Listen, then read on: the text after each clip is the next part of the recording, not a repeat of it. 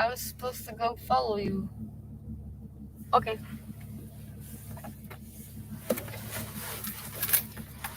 Okay. Oh, I think that means I need to go put gas in it. See, I thought it was smart with the fucking... I'm sitting on them.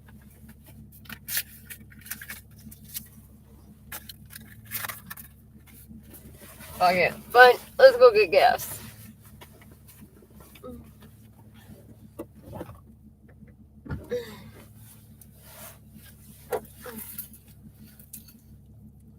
Fuck, man.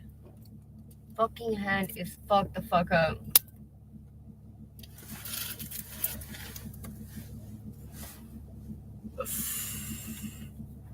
Let's just go ahead and... Fuck.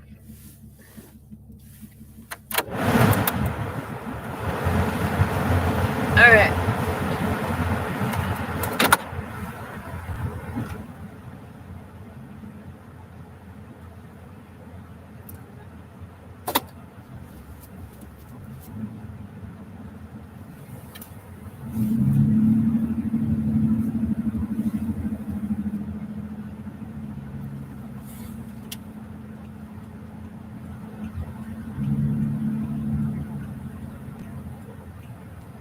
Oh, yeah.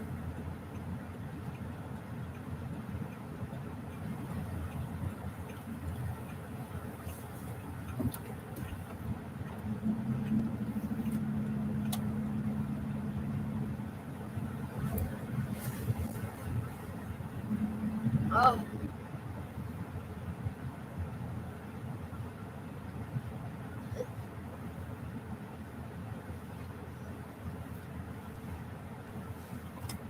Okay.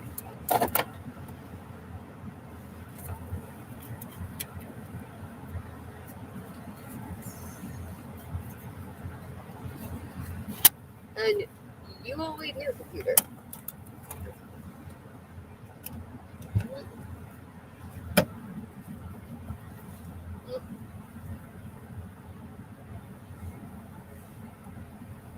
Yeah.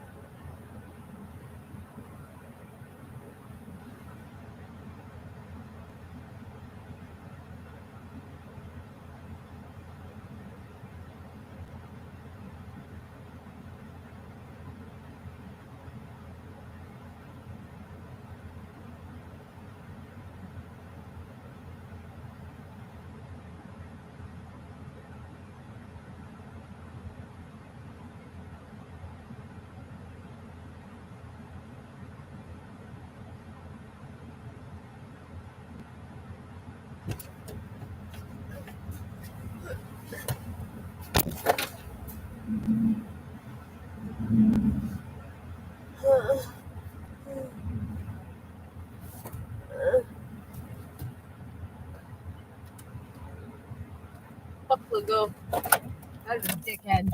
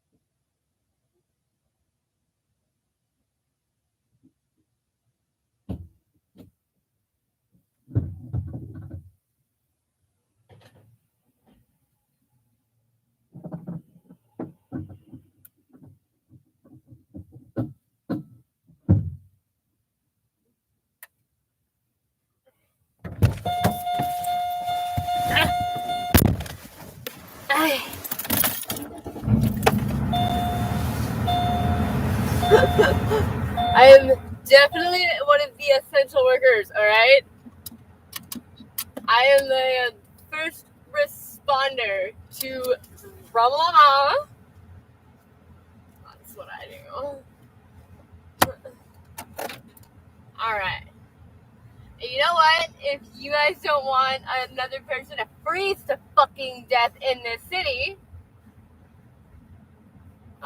then you guys are gonna shut the fuck up and leave me alone. Like, you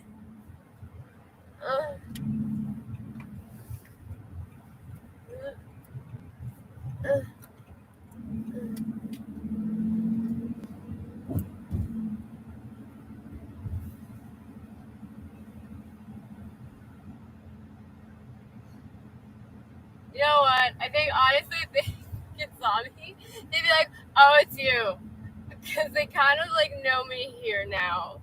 They've literally been called to my home multiple times just for me being like, I'm having a full-on freak out. A bitch got me fucking literally $1,000 fucking tickets, like in 6 months. So I have a reason to be pissed. Is it supposed to be like the snowplow? Like, are you guys taking the giant fucking mounds of ice that are in the middle of the road all over the fucking place? Like, good job, city. You guys suck. Like, what is that? Every fucking winter we do this, okay? I'm not kidding.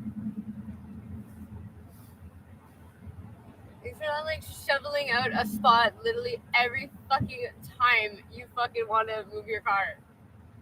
It's so stupid, and I'm just like, you guys just keep shoveling snow back and forth. Like, one person just needs to get a snowblower.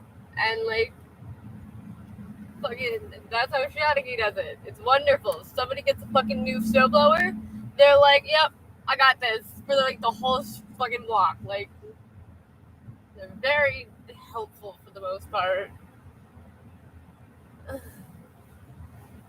Okay.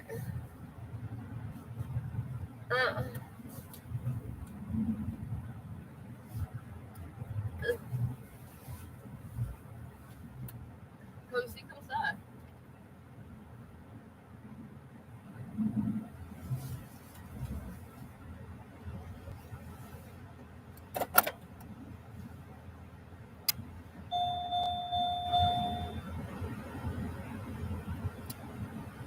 And that's how you do it. Discreet. Stalking Natalie. Yo, I get that, but you have to say it every time you come on, Natalie. It's not like people are going to remember. I remember, but I'm asking. God damn it. Listener, stalking Natalie. Stalking Natalie for more salacious, spicy content. Look, it's late. I can't speak. I also have some sexy photos in there too, so. Oh, on your OnlyFans? No, but everyone keeps on telling me to get one. Why not?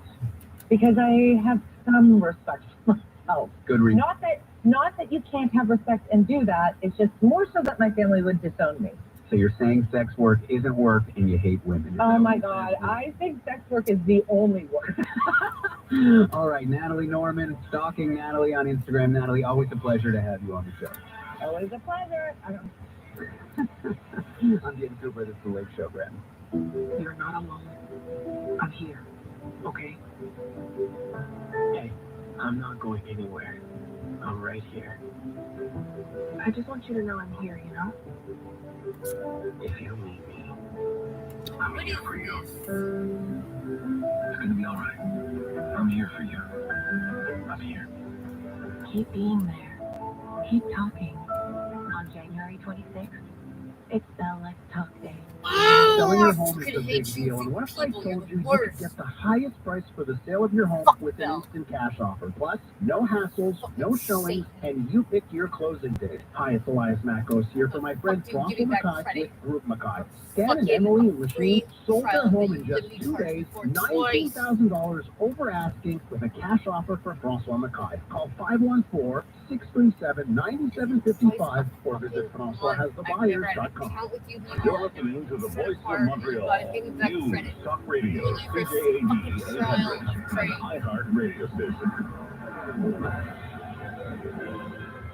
Like a crate with some melted shit with a kind of a fucking hole. Good morning, it's 4 o'clock. I'm James morning. Foster with your CTV News update. Cloudy skies today. Some periods of light snow off and on almost in its entirety, but we get some sunshine tomorrow. Minus 9 degrees downtown. Your weather details are in moments. Here's what's making news. Yeah, snow. Canada. Premier Francois Legault will have another COVID-19 update today, and it looks like this one could have some pretty big announcement. Oh, Starters, Premier's going to announce that the curfew is going to come to an end on Monday, but really the bigger announcement will be the expansion of the vaccination passport.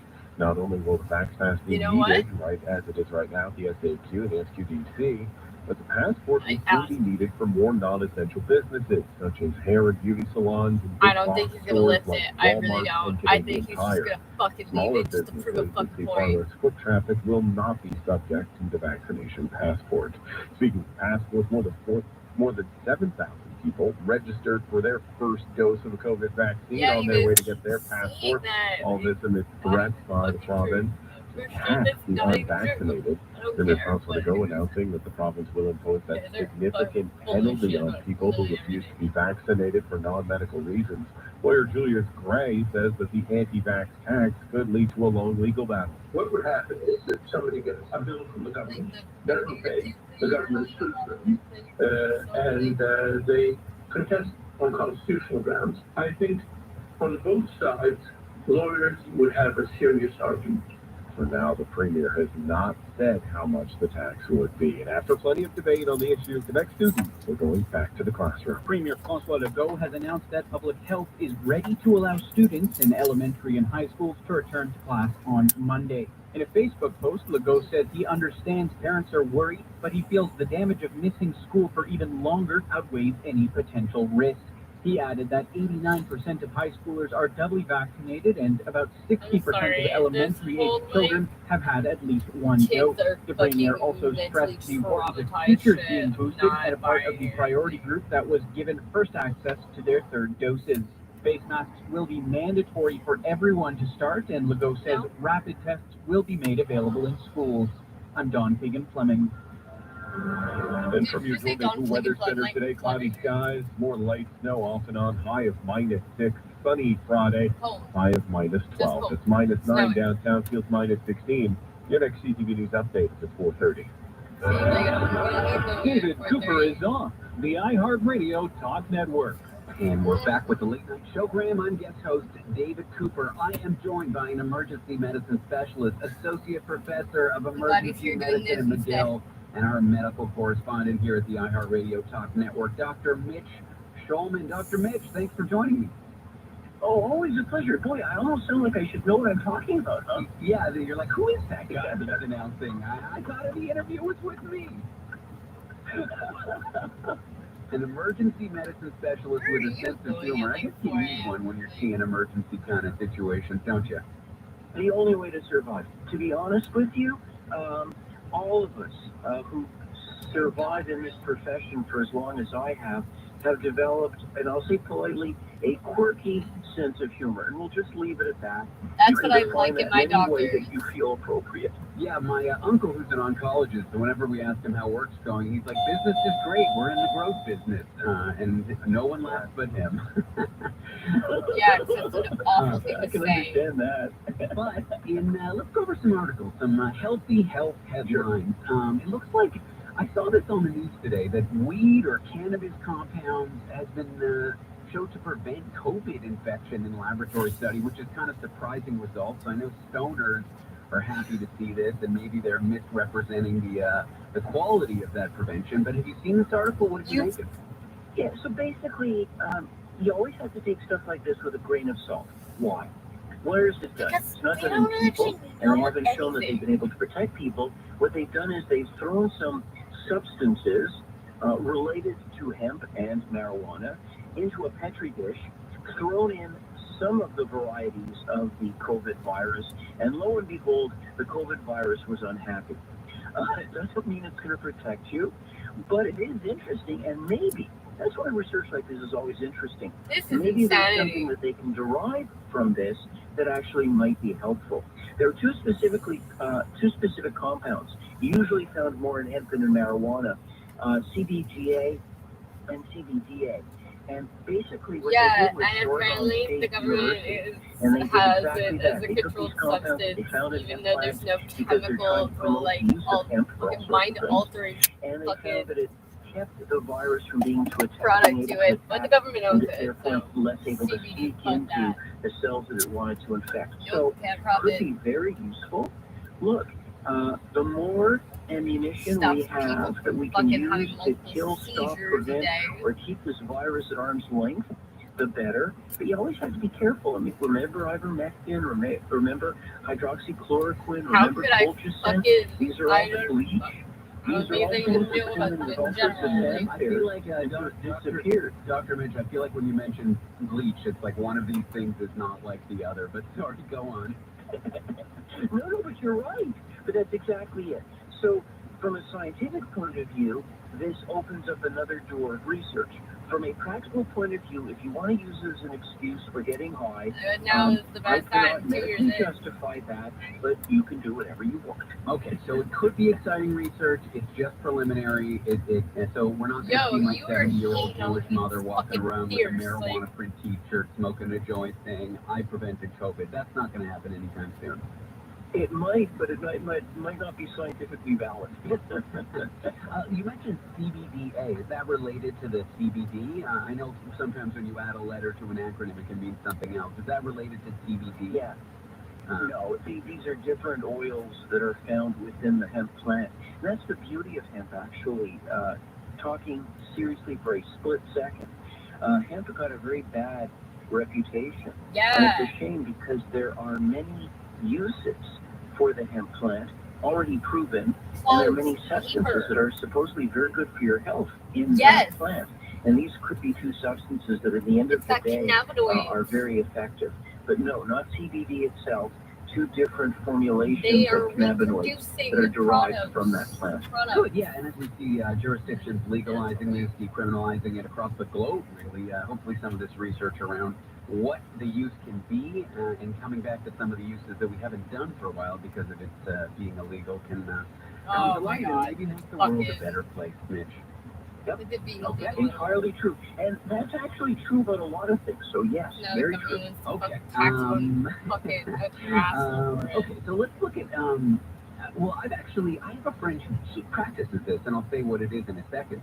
She's a doctor, and she sees patients to treat them for PTSD, depression, and the substance she uses, ketamine, which I think stereotypically, I don't know if it's true or not, is a horse tranquilizer, but it can also be used to put people out. It's an anesthetic.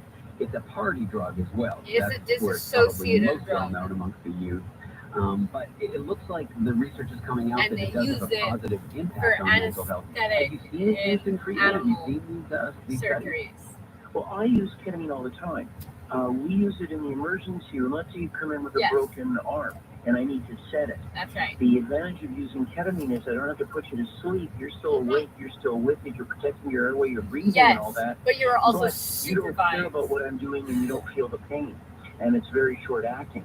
So we use ketamine all the time in the emergency room, and used in a properly set up environment with proper protection and everything. It really does work very well for that. Now, what this is interesting is this is in the British Journal of Psychiatry Open. And what they've basically done is they've looked over the literature, and it turns out used, and again, the proper setting with the proper type of depressed patient, there may be a benefit in using ketamine. And this fits in. You were talking to me a second ago about how, things that were forbidden may actually have gotten a bum rap and they actually have a use. Well, if you look at psilocybin, magic mushrooms, if you look at LSD, if you look at ketamine, all these substances have gotten a very bad rap. Mind-expanding drugs. Justifiably because of the way they were misused. But all of them are now coming back as we're looking at them again in careful, controlled environments. And PTSD, depression, these are diseases that really do affect people dramatically. And we don't have very good therapies for these these disorders. And it turns out that there may be a role for LSD, for magic mushrooms or psilocybin, and for ketamine. They're But legal again, now you have to be because the government can't careful. When profit we're off them, using so they don't these give a shit. substances, it's a part of a treatment. It's not some guy going to his local supplier and saying, can you give me some, and then doing it at home. This is in a very controlled environment, and the other interesting thing is there's actually places now where you can purchase pure forms of magic mushrooms, and that's very important. For something to be used successfully medically, not only do you need to know the dosage, not only do you need to know the indications, not only do you need to know how to use it, but it has to be pure. Yeah. And so one of the major innovations have been the pure sources of a lot of these substances that are being used and very carefully controlled. So ketamine is one of those drugs that may actually turn out to be very useful for people who are otherwise treatment resistant when it comes to trying to help them with their depression. Now, is ketamine's use in emergency medicine new, or is that something that's been going on for years? We've been using it for years because it's what we call it. It's a dissociative anesthetic. In English, it doesn't put you to sleep, it just puts you in another place. And that's very useful because if I have someone who could otherwise be fairly sick and I give them a medication that puts them to sleep, I have to worry about their airway and I have to worry about them breathing and I have to worry about their blood pressure. With ketamine, I can basically set their arm, make them comfortable, make them happy in a weird sense. But I don't have to worry about their breathing. I don't have to worry about any of these things because the way the drug works, it doesn't affect their breathing centers. It doesn't affect negatively their blood pressure or their heart. But we have to use it very carefully. And for instance, ketamine, when some people are coming out of the effects of ketamine, they have these really horrible, scary dreams. And I guess that's the best way of putting it. I have a good buddy who broke his ankle, and he was in the emergency room, and we were setting it, and he knew he was having a horrible dream. He knew it wasn't real, but he was so terrified, it was incredible, and he felt so bad afterwards, he kept apologizing for how he had reacted. So we have to be careful how we use things like ketamine, and that's why they need to understand it, but also use it not just pure, but in a carefully controlled environment where we can help the person walk through the process without putting them at risk. Yeah, I got that. And when you buy it from dubious sources, it can be mixed with all kinds of illegal, dangerous, not healthy drugs. So that's definitely not a good use case of it. Another drug that I've seen a lot is MDMA, or I guess commonly the street name is ecstasy.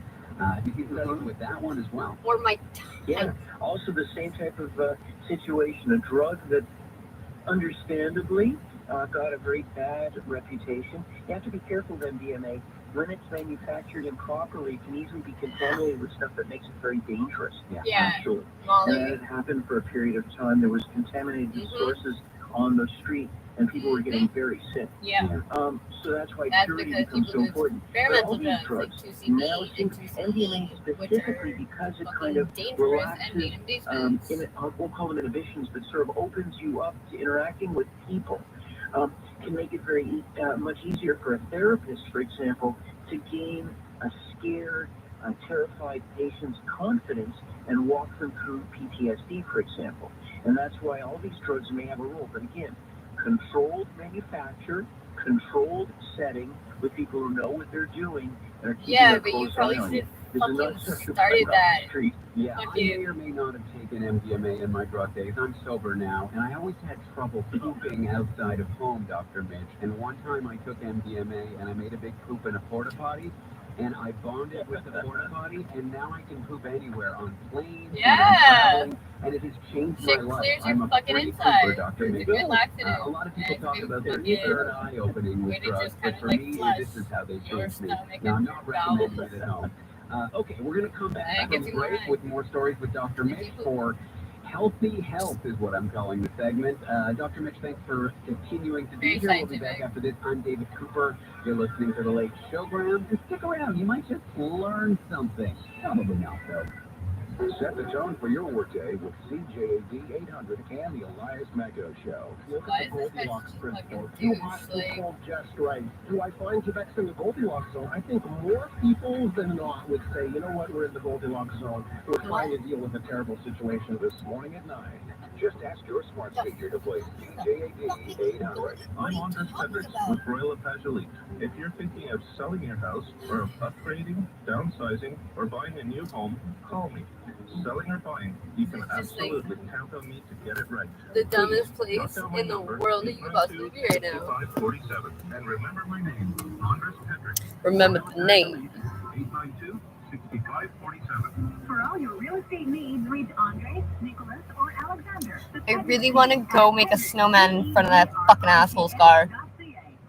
So he's either gonna have to go move my snowman, or he's gonna have to like plow over it. Certainly translates into what we call market volatility, and how that affects their investments can be stressful. I'm not worried about it, and I don't want you to be either. Things don't always make sense in the market, so align yourself with someone who can help clear it up and set you on the right financial path. I'm Richard LaPointe, and I can always be reached 514-847-6324. CIBC is a division of CIBC World Markets Inc. Member of CIBC, in case you're 80 and you don't want customer service unless you stand in line for 2 hours. Service to the community for over 50 years, helping families and loved ones navigate some of life's most difficult moments. They offer pre-planning services, comfortable and spacious visitation and reception rooms, cremation on site, as well as a unique columbarium that is integrated in their breathtaking chapel. JJ Cardinal Funeral. People should stop paying funeral homes for packages. Like, Call 514-631-1511 or visit jjcardinal.ca. Montrealers' favorite fine furniture store is Mobile because the Art. person's dead, so they don't 30 years, Mobile Art has really need a bunch of shit. exceptional, top-quality luxury furniture, custom upholstery, and We should also accessories stop for burying people in graveyards because it takes up like a lot of fucking space. around the world for every room and every taste. For a truly unique experience, professional interior design advice, and great service. Oh, okay.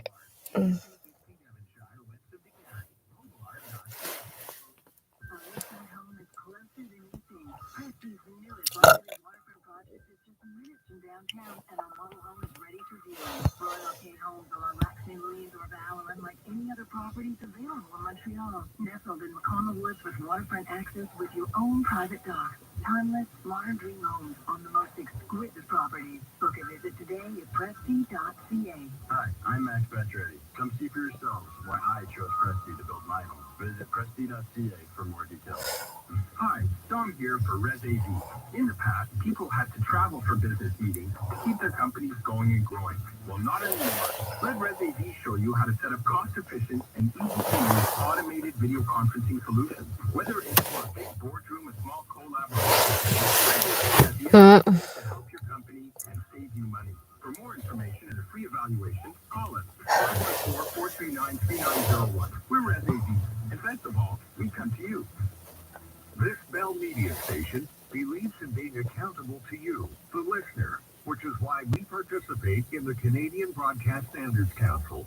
We are committed to upholding the highest standards of broadcast excellence and adhering to the codes of conduct administered by the CBSC. If you have a concern about something you heard on our station, contact us or the CBSC at Post Office Box 3265, Station D, Ottawa, Ontario, K1P. Why the fuck would I do that? I will never be heard from again. CBSC. You guys are like the mob.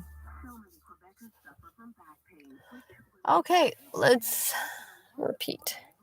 The Quebec Chiropractic Association invites you to learn more. Visit chiropractic.com for more information about the practice. You can find tips and advice for doing activities and find a chiropractic. I keep forgetting my fucking head. Oh my god. They're willing to pay me cash on the spot to get vaccinated, but fucking I have to pay them just to fucking duct tape my hand. Oh.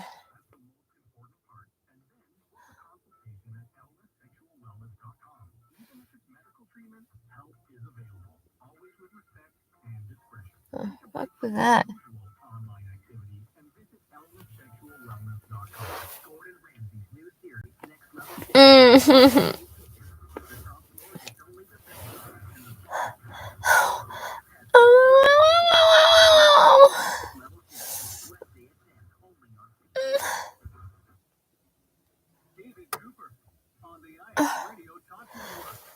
Correspondent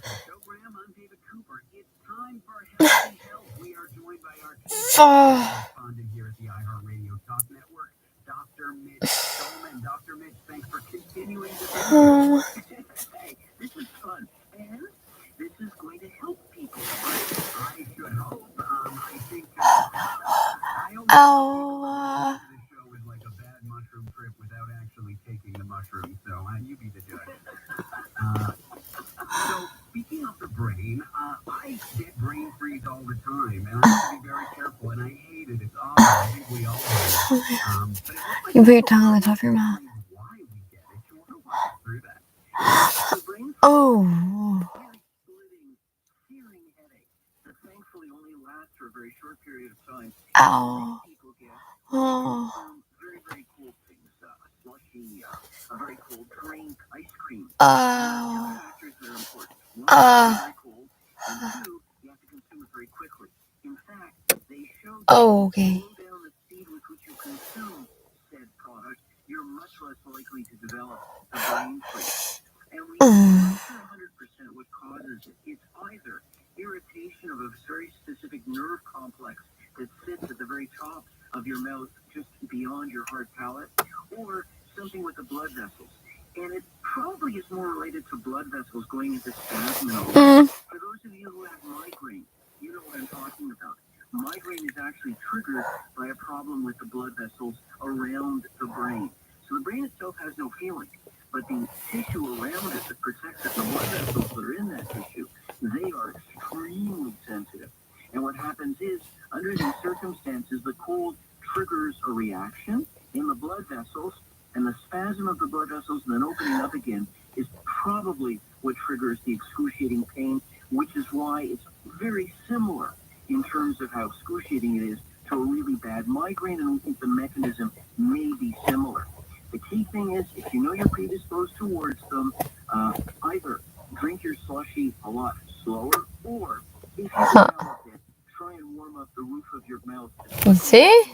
So you'll hear some people say just stick your tongue up against the roof of your mouth. Depending on the social setting, what is it you've taken? The fuck did I just say? Spit out said cold object, or you could drink something that's very warm to counteract it. But that's the key thing. Medication isn't really needed because it just happens so quickly. So either shoving your tongue up against the roof of your mouth to heat it, or getting rid of the offending cold substance, or drinking something that's warm. Who the fuck gets a brain freeze and it takes Tylenol? That's really helpful. The fact that you can just use your tongue to warm up the roof of your mouth, because it kind of sets on slow and gets worse and worse and worse. But I like that you said that there's no medication needed. I'm just picturing me asking somebody what medication they're on, and they say, I'm on so-and-so pill for brain freeze. Okay. Speaking of medications, it looks like there's some trials for a COVID pill, so to speak.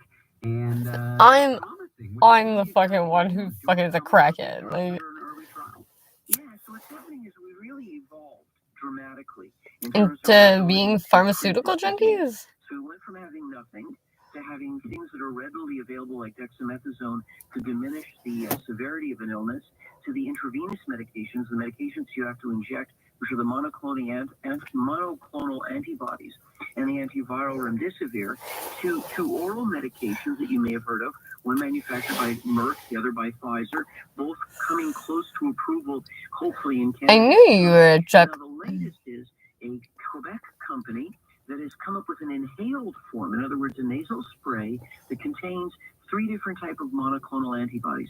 In English, these are things that would... That's not what you've been speaking this whole time? Like, and keep it from getting into the cells in your nose. Now, we know, especially with Omicron, that's the main way that it gets into your body, through your nose. And so this form of therapy would be extremely, extremely effective if it's proven to work. And that's the whole thing right now. They're in phase 1 trials, the very earliest stages of trials, to see that it's safe and that it doesn't have any side effects. They have to go all the way through. Considering our fucking lead medical guy just quit, I'm glad that's what we're doing, medical stuff. The whole process, maybe even a bit longer. And the reason why you're hearing about it right now is not just to give us something to look forward to, because the news lately has been miserable, but also because they're looking for investors. That's because you're your fucking leader. Fucking put your bitch on a leash.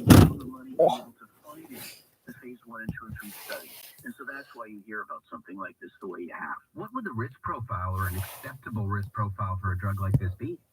Well, if it's inhaled, if you just know it's a nasal spray, it probably won't have a lot of risk or danger. It's a protein. Monoclonal antibodies are proteins, so you always run the risk of an allergic reaction, which can happen. It can be irritating. Yeah, if someone's predisposed towards asthma or something like that, it might trigger difficulty breathing or an asthmatic attack. That's great. With similar types of drugs used in other situations. But other than that, it sounds like if this is the way the virus gets in, like everyone I know has asthma. Asthma's an allergy. This makes great sense. Plus, it's not a pill. Plus, it's not an injection. So that's why it's so intriguing. If we can show that it works, and that's this is always the key. Oh, wow, this looks really cool. To wow, this really does work. And well, we can actually put this on shelves and manufacture enough of it. But it sounds like the risks are likely nothing. I like to a little anaphylaxis never hurt dream shit up first. That's right. A little bit of shock. What the heck? I like to make accusations before I fucking actually do any kind of fact searching. You'll be fine. It's just one of your limbs we're amputating. The other ones work great. Okay. This one's fun. I feel like menopause has been the butt end of every sexist joke making fun of older women for the last 100 years, maybe 10,000 years. But it looks like new research is suggesting that menopause can actually happen to men too, which is maybe hilarious, but maybe not. Tell me about it. So menopause. Exactly what happens. At some point in their 40s or thereabouts, their ovaries start to fail. And as a result of that, the levels of certain hormones drop dramatically in their body. And it's the sudden dramatic drop in hormones that triggers the hot flushes, the mood swings, and all the other problems that can be associated with it, some of which can actually be very significant medically. And that was sort of simple and straightforward. Why? Because it was so obvious and so dramatic.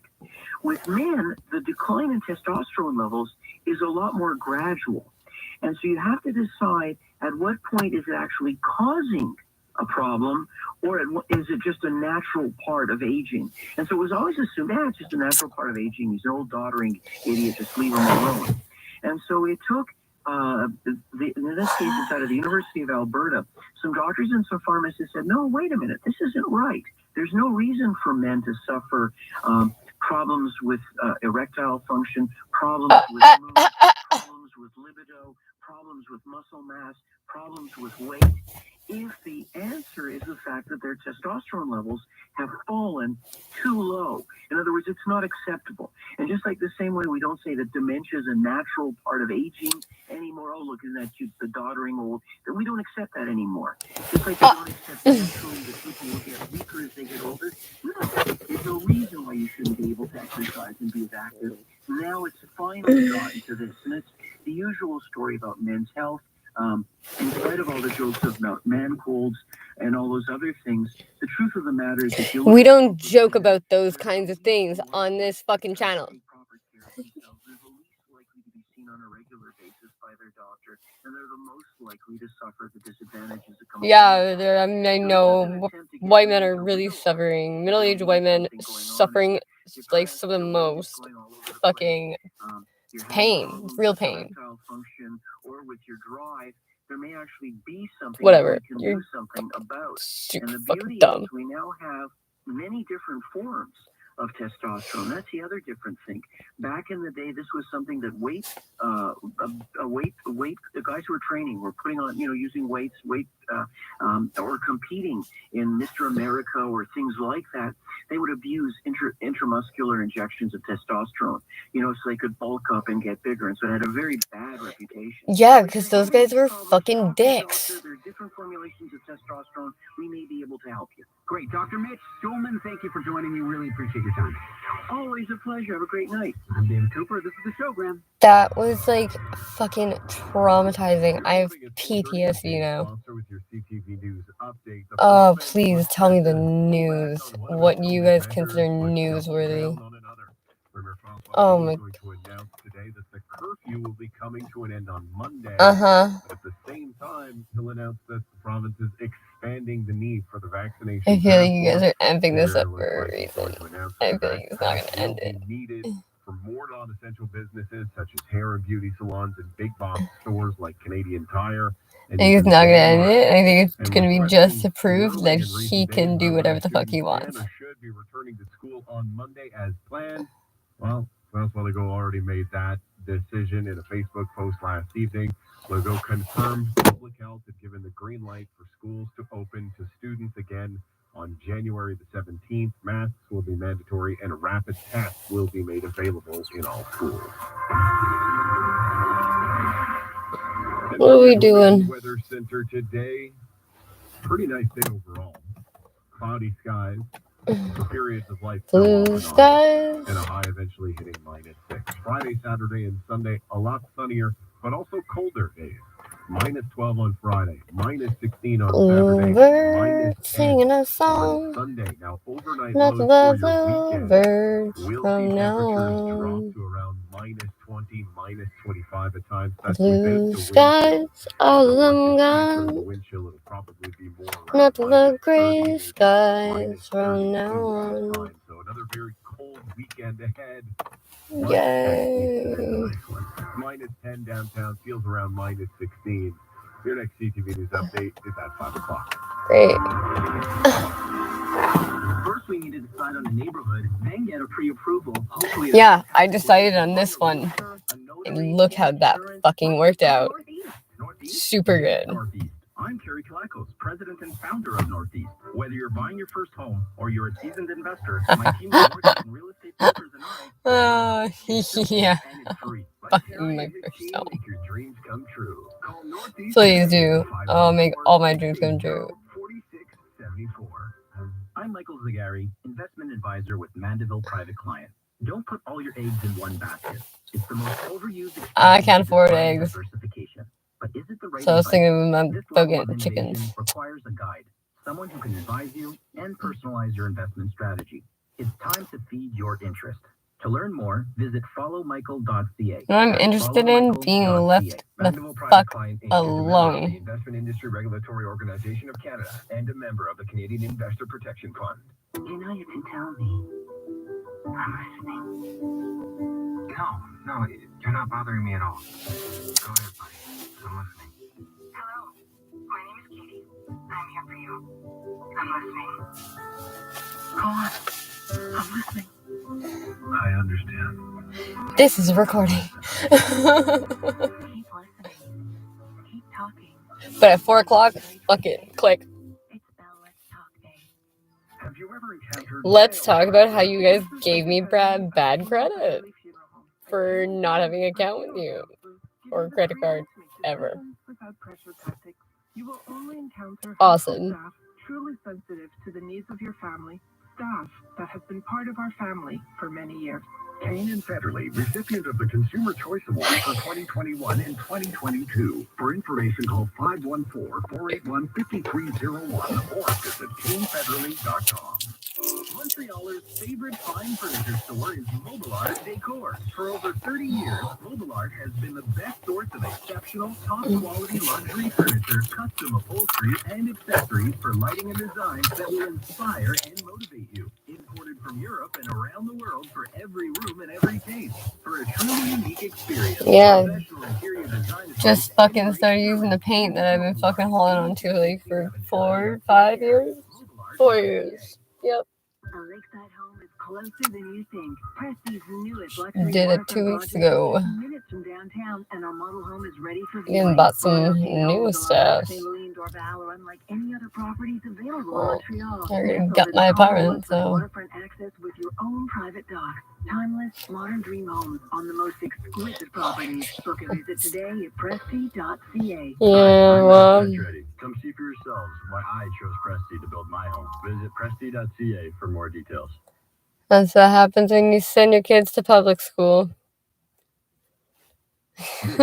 News Talk Radio. They don't get careers. 800. I took advanced math.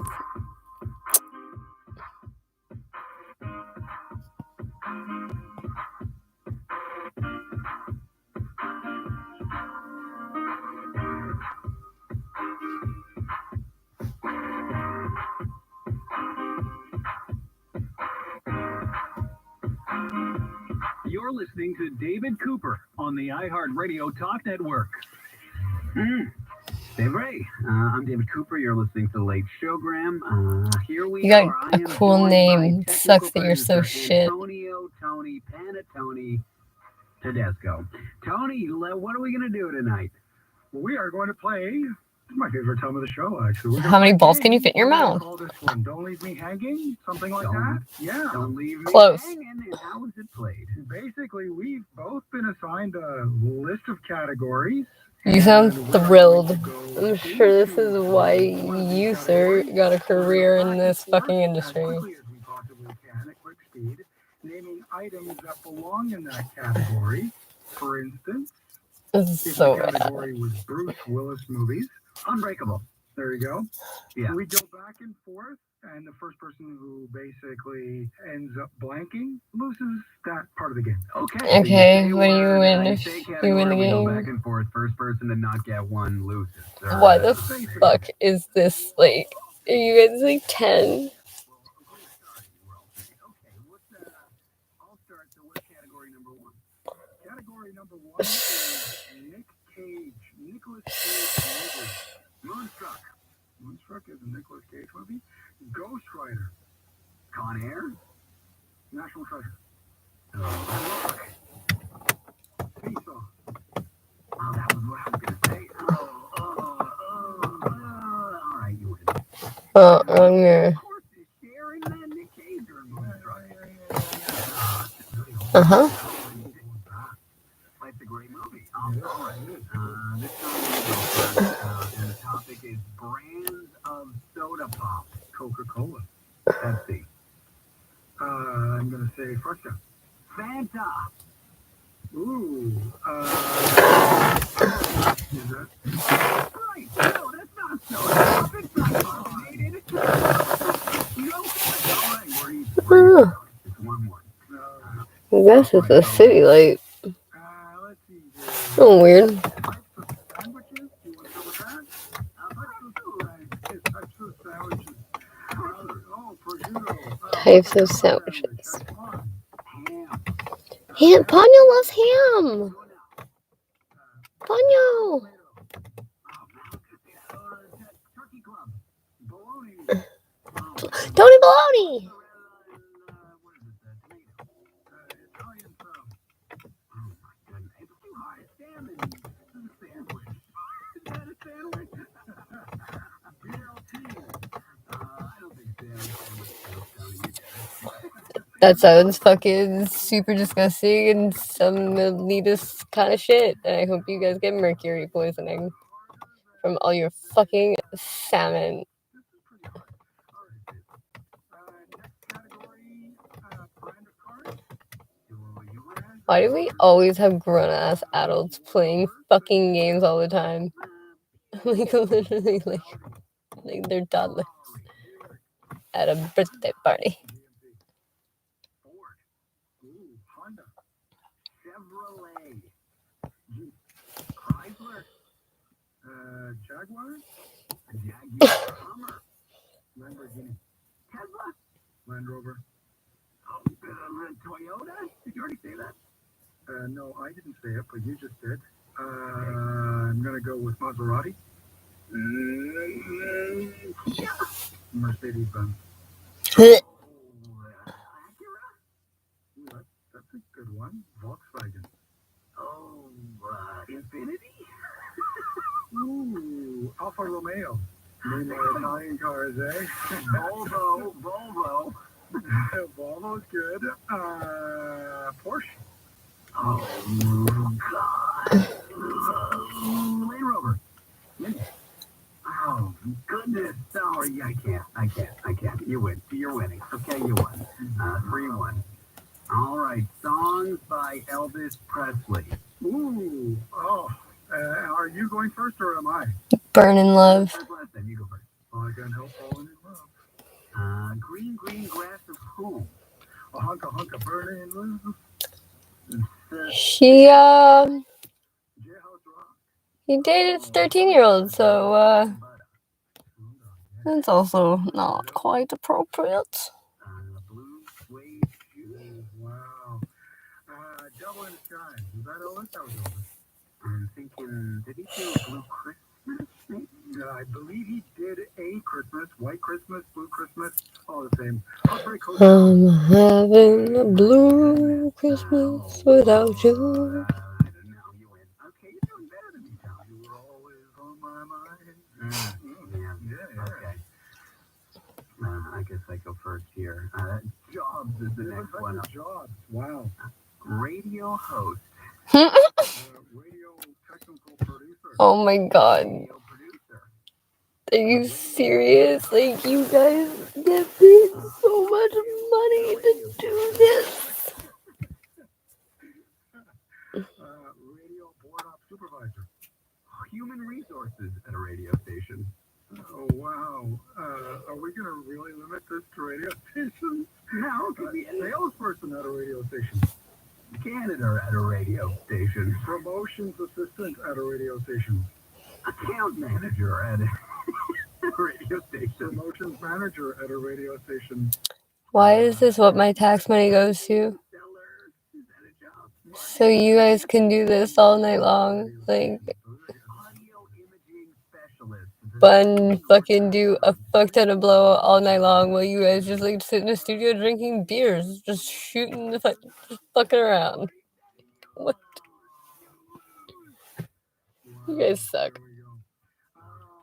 You want to go with James Bond movies? Do we have time? Yeah, we have time. I don't even know one. The Golden Gun? Is that one? Goldfinger. You lose.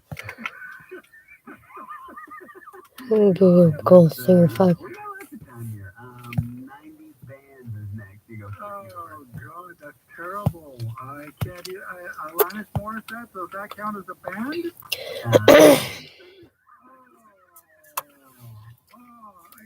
It's terrible. I don't like 90s music. Pearl Jam. New Kids on the Block? I think they were more 80s, but I'll give you that one. Nirvana. 90s. Creed, maybe? Creed could fall in there. I mean, similar. 9 Inch Nails. Oh, Wolfgang Amadeus Mozart? Did I get it right? No, I just didn't like the category. Pretty early. The Smashing Pumpkins. Let's switch to this one further down the list. It's good for you because you're Italian. Types of pasta. Oh, God. Lasagna. Yeah, that's why. It's because we're fucking listening to fucking Italians. Fusilli. I'm going to go with macaroni. Like, just as much as I want to listen to fucking two Jewish men.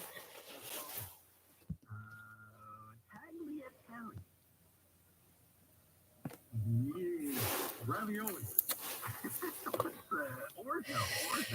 Orzo. Ooh. I'm gonna go with. I don't know. Oh, look at that! I would have Weedy, but what are you gonna do? Okay. There we go. Fine. Can you say fettuccine? Well, no, you didn't go, and then I said linguine because it was in All right. Now, you won anyway, Tony. You won, okay? You won. Just by being Italian? You won great. No, you did better than me. Not as the pasta. Oh my god. Yeah, you won the game. Well, thank you. I was gonna say, I don't think Ben likes me very much because Lydia used to stack the games so that I'd win them, and Ben hasn't been doing that. I've actually had to work at it.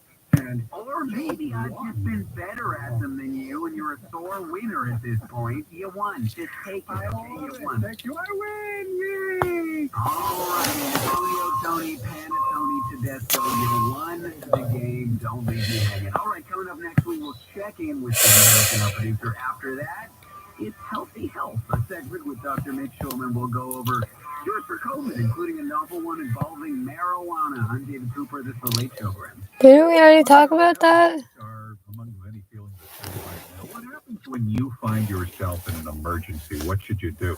That's at 7:10. Dr. Mitch tackles more of your COVID queries at 7:50. And I want to buy you lunch. $40 to spend at Marathon Souvlaki, courtesy of CJ 8800 and the Almost Can't Lose quiz. That's before 7 o'clock. The Andrew Carter Morning Show. Join us 5 to 9. Design Louis George has been furnishing homes for 35 years with beautiful furniture. God, no, thanks. Okay. Find everything you need, along with in-house interior designers to assist you. It's all part of the exceptional personalized service you can expect at Design Louis George. Conveniently located in PMR 4360 DesignLouisGeorge.com. JJ Cardinal Funeral Home is proudly family-owned and operated. It sucks 'cause my door is just like slightly open. All the air immediately goes out of it. They offer pre-planning services, comfortable and spacious visitation and reception rooms, cremation on site, as well as a unique columbarium that is integrated in their breathtaking chapel. JJ Cardinal Funeral Home. Let their family serve your family with understanding, compassion, and integrity. Shut up! There's another person who actually listens to the words that come out of my face hole? Why? I was fucking listening to another fucking white bitch fucking literally just bitching. And I'm fucking middle class, so I literally should not be complaining. I'm not middle class. I'm very much like fucking middle class, but I say I have no class.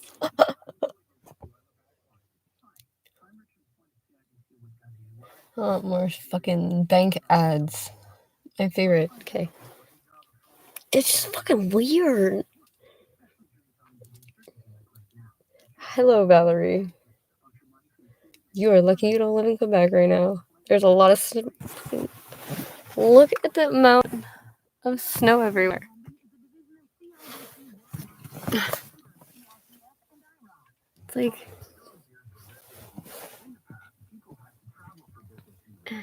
that's my truck. It doesn't move. My baby. His name is Freddie. He had a girlfriend. Her name was Betty, and she was way better. And I had to surrender Betty because she was fucked in the head. And she was an Acura with fucking mad wiring problems. Acura does not really know how to make SUVs.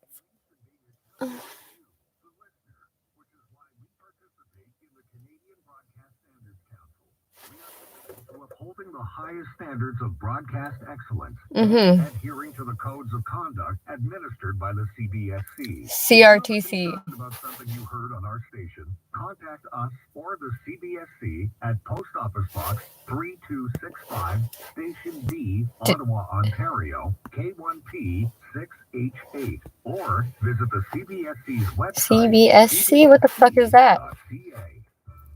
So many Quebecers suffer from back pain, which, when left untreated, can result in Agents de Quebec Chiropractors Association invites you to what? Visit Recouvrement? about the practice. You can find tips and advice for daily activities and where you can find like it's like a play on words, like for government, but recovery. What? CBSC, California Building Standards Commission. It can be hard, so to speak, to talk about intimacy issues, or maybe it's not hard, as it were. If you feel like it's all happening too fast, consider the Sun Life Building. I worked there. 7th floor. I was going to go on the 14th floor. Apparently there's like a gym and like a pool table area, lounge, or collections. It's Ohio. I don't. Oh God! You literally like said like fucking one interesting thing. Cardiac monitoring. Better business? No. Professional interior design advice and great service. Visit Mobilart, 8260 Devonshire, west of DeGarry. Mobilart.ca.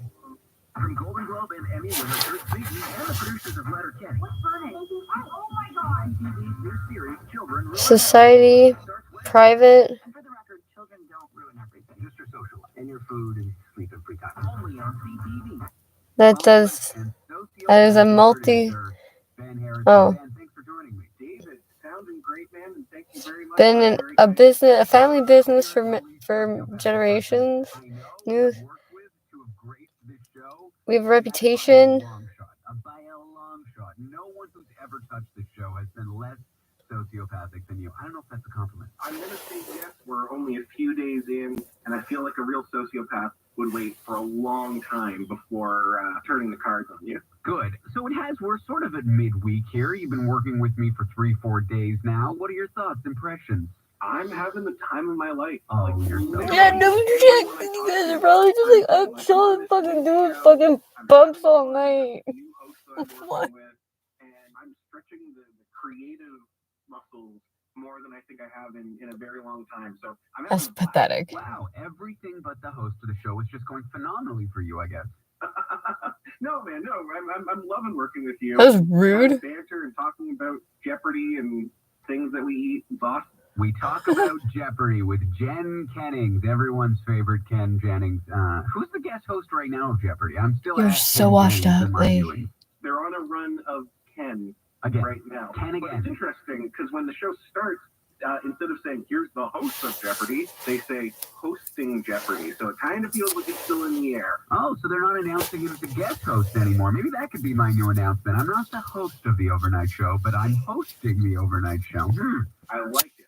Okay, our call-in topic from earlier, you aptly named, thank you for that, flying solo, things you like to do alone, could be vacationing, could be activities, maybe something that is stereotypically... Okay, you know what? You guys and your fucking vacations, I can't handle it. Kind of an extrovert, kind of an introvert. I love hanging out with people, I love being with people, but I love doing stuff by myself so much. It is like one of my favorite things to do. Whether it's traveling, going out to eat, going to the movies, whatever it is, I love to just set out into the world and do it by myself. I mean, on average, I see probably about, and this is going to sound completely bonkers, but I see about 250 to 300 movies in the theater every year, and trying to find... I'm glad you have so much time on your hands. Ben, my goodness, are you doing more than one a day? Are you just paying for one ticket, seeing two, and then leaving? Not that you would ever admit to that. Never in my time as like a professional media guy have I ever walked out of a movie. But I see, yeah, between 250 to 300 in the pre-COVID era. Yeah, because you paid for it. Who the fuck walks out of something you paid for?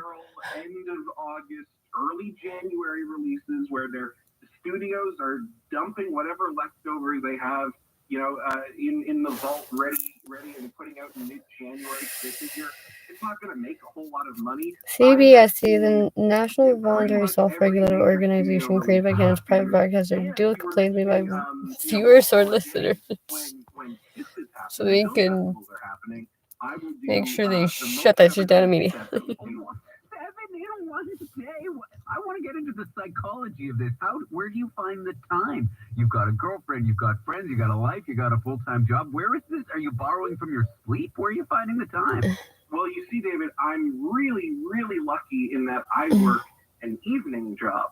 And prior to doing this show, I would always finish at 10 p.m. And so there was a movie theater just down the street from the radio station in Toronto, and I would catch the late night show of every new movie that was coming out. And then on the flip side, I would get up really early the next day and go to the press screenings or the early first matinees of whatever was going on at like 11:30 on a Friday. You pretended to be like a movie-relevant press? You're like, yeah, I'm a producer on a movie radio show. I need a movie press pass. We don't do other things but movies. Have you ever snuck in like that?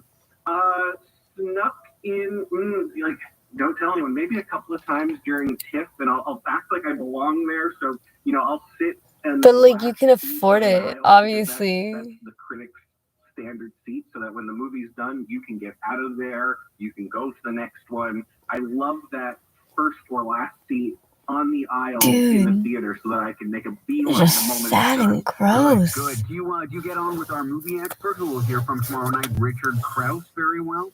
Oh, yeah. Richard and I have known each other for years. Yeah, Dick and I. When I was working at CTV, Richard was doing movie-related hits. I've produced for Richard when he's filled in on other shows on the air. Richard and I, whenever we get a chance to talk weird old movies, not necessarily like, it's a big... I think you guys, that's your default. You guys are just old weird people that just fucking go... You guys get paid full salary to just do nothing all the time. Look at you. We are getting to know you here on the show, Graham Ben. You're becoming a staple. Favorite classic film, Ben? Oh, that's a tough one. Like, let's say pre-1965. So cringy. The day that 2001: A Space Odyssey was released, it has to be before that. Okay, so pre-1968. I'm weird. I know these, like... You know that year. It was a very good year. I would go with Billy Wilder's... It's not a weird thing. Hole, starring Kirk Douglas. It is an absolutely incredible... I have no idea who that is. Fiery, sensational, incredible picture about a journalist who one day is looking for a story and finds out that there's this guy trapped at the bottom of a well. And what should be just a one-and-done story turns into this media empire that he exploits. And he exploits the town that the well is located in, the guy is trapped in, and he creates a bigger and bigger sensational media cycle around this guy trapped in the well. And it all culminates in an absolutely incredible finale that is one of the best movie endings I've ever seen. I love your car. Your car is beautiful. Favorite movies of all time. Your fucking mags are fucking badass too. And if it was made today, we would say, "Oh, that's too ridiculous." I love me some caddies. So evocative of the Mostly I like right Escalade. It's the Don't Look Up I'm of the 1950s. We Wow, is it an expose on the underbelly of capitalism and mass media and this kind of stuff? 100%. And We it's are incredible that came from We the are same rolling director in the who made Escalade. movies like The Apartment or Some Like It Hot. For Wilder to make a bitter, angry, cynical film at the height of his career was just such a power move, such a mic drop in his filmography. And of course, it totally flopped in its era, but it's been revisited and rediscovered by film lovers over the last 50 years. Wow. Look at you. You're quite the film buff. I'm really well read when it comes to hot dog eating competitions. I got to say, we got Johnny Appleseed or whatever his name is, Joey Chestnut. We got, Kobayashi. That's all I know. You're a very smart guy. I don't know what you're doing working on the show. Ben, anything else you like to do alone other than going to the theaters in the last few moments here? Because I work weird hours, I love going out to eat by myself because often I'm grabbing something building and social to work on the show. And so I'm always trying to find new, interesting places in Toronto, these little pop-ups or stores Movie that Lab are series opening up. movie. And I love to have a conversation with the people that are running the joint, which I find I can't do as much of when I go out to eat with friends. Sure, so yeah. I love to go out to eat by myself. Me too. I love going. I talked about it earlier, but I love going out to eat alone. I love talking to people when I go out to eat alone. I love talking to strangers alone. It's so much more fun than when you're with a group of people and you got to like involve the people in the conversation or walk away from the people. So, Ben, you're an independent guy, an independent thinker. I can't wait for the day that you grow your independence from this awful show. But until then, we're loving working with you. David, I'm loving working with you. All right. I'm David. Late showgram. We'll be back after this. I'm Michael Zagari, investment advisor. Dude, there's like a lot of like intelligence, decentralized finance, going on. adoption might have you wondering. And this fucking stupid ass Randy, you guys are fucking, that guy's fucking miserable, obviously. Fucking, what the fuck? How is your job so terrible? You get paid like $300,000 a year. Member of the Investment Industry Regulatory Organization of Canada and a member of the Canadian Investor Protection Fund. Hi, Justin here from Res AV. If you're building or renovating, I suggest you run all your wires now before you close your walls. Even with Wi-Fi, you still have to hardwire your home as the foundation for most electronic platforms. The best wireless homes start as well-wired homes. Let Res AV show you how with a free consultation and design estimate. Best of all, we come to you. We're Res AV. Call us at 514-439-3901 or visit resav.ca. You're listening to the Voice of Montreal. News, Talk Radio, CJAD 800, and iHeartRadio station.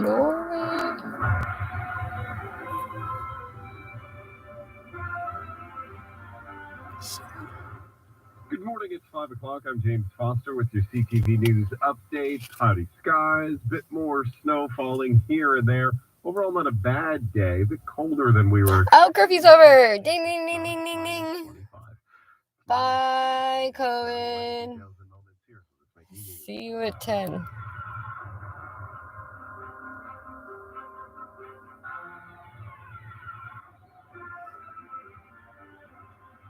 Get ready to have your vaccination passport scanned a lot more often. And if you don't happen to have one, the number of places that you can go is about to get a lot smaller.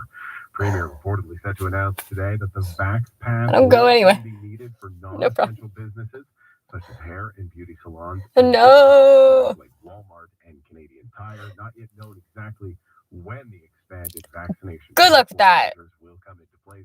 Smaller businesses, though, that see far less foot traffic will not be subject to the vaccination passport. Now, There's none left. On the vaccination pass, the curfew will be coming to an end, though. At the same press conference that is scheduled for later today, I don't even believe you. That the curfew that currently forces everyone to be inside after 10 p.m. is going to be gone on Monday. And speaking of that vaccination passport, more people are on their way to getting one, as more than 7,000 people registered for their It's like 4 days from now. Like, this comes amid threats by Quebec officials to tax the unvaccinated.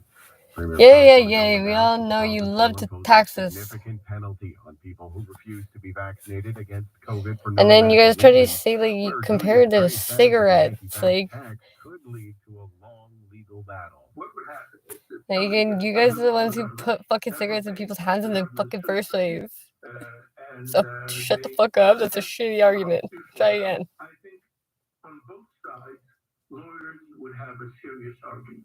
For now, the Premier has not said how. Yeah, because they get paid for it. Good news for parents who just hate online learning. With questions swirling in recent days about whether students can or should return to school on Monday as planned, the Premier has made a decision. In a social media post, François Legault confirmed that Public Health had given the green light for schools to open to students again on January 17th for in-person learning. He says vaccination rates among young people make this a decision that parents can feel good about. Masks will be mandatory for everyone to start the term, and rapid tests will be made available in schools. The Premier also said that cégeps and universities are expected to resume classroom learning as well. I'm Don Kagan-Fleming. Federal government is backing down from its vaccine mandate for Canadian truckers 3 days before it was set to take effect. Back in November, Ottawa announced that truck drivers crossing into Canada would need to be fully vaccinated by this Saturday. But on Wednesday evening, a Transport Ministry spokeswoman told the Canadian press that Canadian big riggers will not have to quarantine even if they are unvaccinated or have received only one dose. Still, the new rule will take effect for American truckers who will be turned away at the border unless they've been inoculated starting this weekend. Rob Westgate, the Canadian Press. In non-COVID news, a Laval police officer has been suspended for 2.5 weeks without pay after he was found guilty of racially profiling a black man by the Police Ethics Committee. CTV's Ian Wood has more on the case. In May 2017, Friedel Content was pulled over by Laval police for alleged distracted driving. Officer Michael Boutin told Content, who is black, that he's lucky to live in Quebec rather than the United States. Oh. Wow. What the fuck? Shoving him against his car. Now, fortunately for Content, the gas station on De Laurentides Boulevard had video surveillance that captured the arrest. And last October, after an investigation, the Human Rights Commission awarded him $24,000 in damages. He's not received the compensation, and the ruling is non-binding. It's now before the Human Rights Tribunal. The U.S. judge has refused to dismiss a lawsuit against Prince Andrew, but is stressing that he isn't ruling on the truth of the allegations by an American woman, Virginia Giuffre. Oh, fucking car's badass. Sexually abused her when she was 17. Lawyer Gloria Allred, who represents women alleging abuse by the late Jeffrey Epstein, says yesterday's ruling means that Prince Andrew will have to answer questions about his alleged activities. He is now not going to be able to avoid answering questions under oath. Now, when he finally has his deposition taken, It will be interesting to see if he decides to assert the Fifth Amendment privilege against self-incrimination. And with all the problems going on in the world, and even in your own backyard, the city of Point Claire has decided to tackle one of the real issues, a treehouse that was built and is being used by neighborhood kids. Peter Ducree spent the summer building a small house in his tree on Summerhill in Point Claire. And inspectors came by to check on his work, and at no point did anybody ever say that anything was wrong with it. Then, out of the blue recently, the city informed him that the treehouse got to go. I couldn't believe that they would. I sent a letter to the counselor. We'll do a lap around the block because I can! Because fucking curfew's over. Yay! 22nd, we'll get the city to take it down, and then we'll charge you for it too. Jennifer LeBlanc is among those still trying to understand why the fun place needs to no longer be so fun. I couldn't believe that they would ask somebody to take down a treehouse when everybody plays with it. It's not just my kids, it's really everyone. In a statement to CTV, Point Claire says that the treehouse was built on city property. They don't want to be liable should something happen. For all your news during the day, stream us on your smart speaker. Just say play CJAD 800. Your next CTV News update is at 5:30. Coming up, Andrew Carter joins us. He'll have a complete look at your weather forecast. He'll have some sports news. The Habs kind of played hockey last night. Trudy Mason also joins us with a look at your morning newspapers. Real estate is not the only place we can earn rent. Hello, I'm Richard Lapointe, investment advisor with CIBC Wood Gundy. Did you know you can use options as a way to generate a regular stream of income on your stock portfolio? The strategy is called covered call writing. I think this is a valuable tool for some investors. A way of earning rent, if you will. For more information, call me. I'm Richard Lapointe, and I can always be reached at 847-6324. Options are not necessarily suitable for all investors, and certain conditions may apply. CIBC Wood Gundy is a division of CIBC World Markets Inc., member of CIPF and IROC. Gordon Ramsay's new series, Next Level Chef, has 3 unique kitchens. The top floor gets only the best, and the bottom has to scrape it together. An all-new Next Level Chef, Wednesday at 10, only on CTV. Hello again, it's Simon Talikis from Royal LePage Classic. I'm here to tell you why you should call me first. Like the family on Place Catalonia, they called me first and I sold their home in 2 days after visits began and above asking. Sammy and his family on Harry Worth, they called me first, I sold their home in 5 days. Bruce called me first and I sold his home on Prairie without even putting it on the market. It's simple. If you want to sell, call me first. 450-687-4430. Simon Talikis, Royal LePage Classic. Questions? Hockey or basketball? Football or baseball? On Sony or Samsung? OLED, QLED, 4K or 8K? Here's a reminder that whether you choose 32 inches or 98 inches, the beauty of the screen size is in the eye of the beholder. There is no shortage of choice nor sound advice at the best price and answers to any other questions you might have for the experts at Environment Electronic at 4914 Sherbrooke in Westmount. Bailey Blue Pet Boutique presents For the Well-Being of Your Pet. Here's Natalie Gore. Does your dog or cat suffer from chronic, loose, offensive smelling stools, a weakened immune system, bad breath, inflammation of joints and skin? These can all be the very real symptoms of an enzyme deficiency. Canine and feline bodies are uniquely designed to eat a raw meat diet of muscle meat, bones, and organs.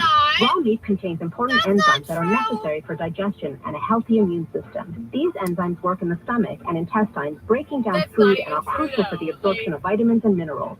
Because enzymes are heat sensitive, consuming a highly processed or cooked food diet often leads to a significant shortage of enzymatic activity. And as carnivores, their bodies only produce a limited number of enzymes to complement natural diet. If you'd like to know more about how a raw food diet or digestive enzyme supplement can help your carnivore, please stop by. You can find us at 6152 Sherbrooke Street West at our West Island store now located in North Haven West. Daily Blue without a Montreal's favorite fine furniture store is Mobilard Decor. For over 30 years, Mobilard has been the best source of exceptional, top-quality luxury furniture, custom upholstery, and Gangsters fuck. lighting and designs that will inspire and motivate you. Imported from Europe and around the world for every room and every taste. For a truly unique experience, professional interior design advice, and great service, visit Mobilard, 8260 Devonshire, west of DeCarry. Mobilard.ca. Hi, Dom here for Res AV. In the past, people had to travel for business meetings. A lot of people named Dom. Well, I don't know fucking why. Let ResAV show you how to set up cost-efficient and easy-to-use automated video conferencing solutions. Whether it's for a big boardroom, a small collab, or office space, ResAV has the expertise to help your company and save you money. For more information and a free evaluation, call us 514-439-3901. We're ResAV, and best of all, we come to you. Electrowave has always been an essential service. Electrowave.com is no exception. So of course, they're still there for you in case of emergency. Since you're spending so much time at home with the family, the last thing you want to be doing is arguing over who's too hot, who's too cold, who needs to go get a sweater. Let Electrowave work that out. Call them at 514-333-7460. They're a Lennox Premier dealer, but they'll service your system no matter who put it in. For repairs and service, call no matter who put it in. Electrowave.ca.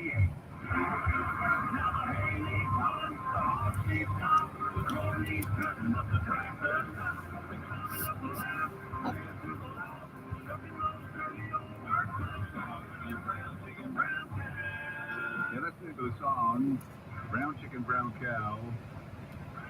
That's what I said, Trace Atkins. Tracy Darrell Atkins. Turns 60 today. I don't know who the fuck that is. American country music singer. Okay. Known for great songs great albums like Dreamin' Out Loud and 10 others. #1 hits like This Ain't No Thinking Thing, Ladies Love Country Boys, and You're Gonna Miss This. So, gross ones, maybe. Turned on at home were #1 in Canada. Trace Atkins, Brown Chicken, Brown Cow. Happy birthday, Trace Atkins. That's how we start off your January the 13th in Montreal. There's Trudy Mason. There's James Foster. And we've got some snow falling. It's some snow falling. Everybody wants to go so fast on the highway, Trudy. You know, I saw the fucking SUV on the fucking median on the way. You know, on top of it, the guy fell out of the driver's side from So please be careful. Getting Please beat be up. nice to other people.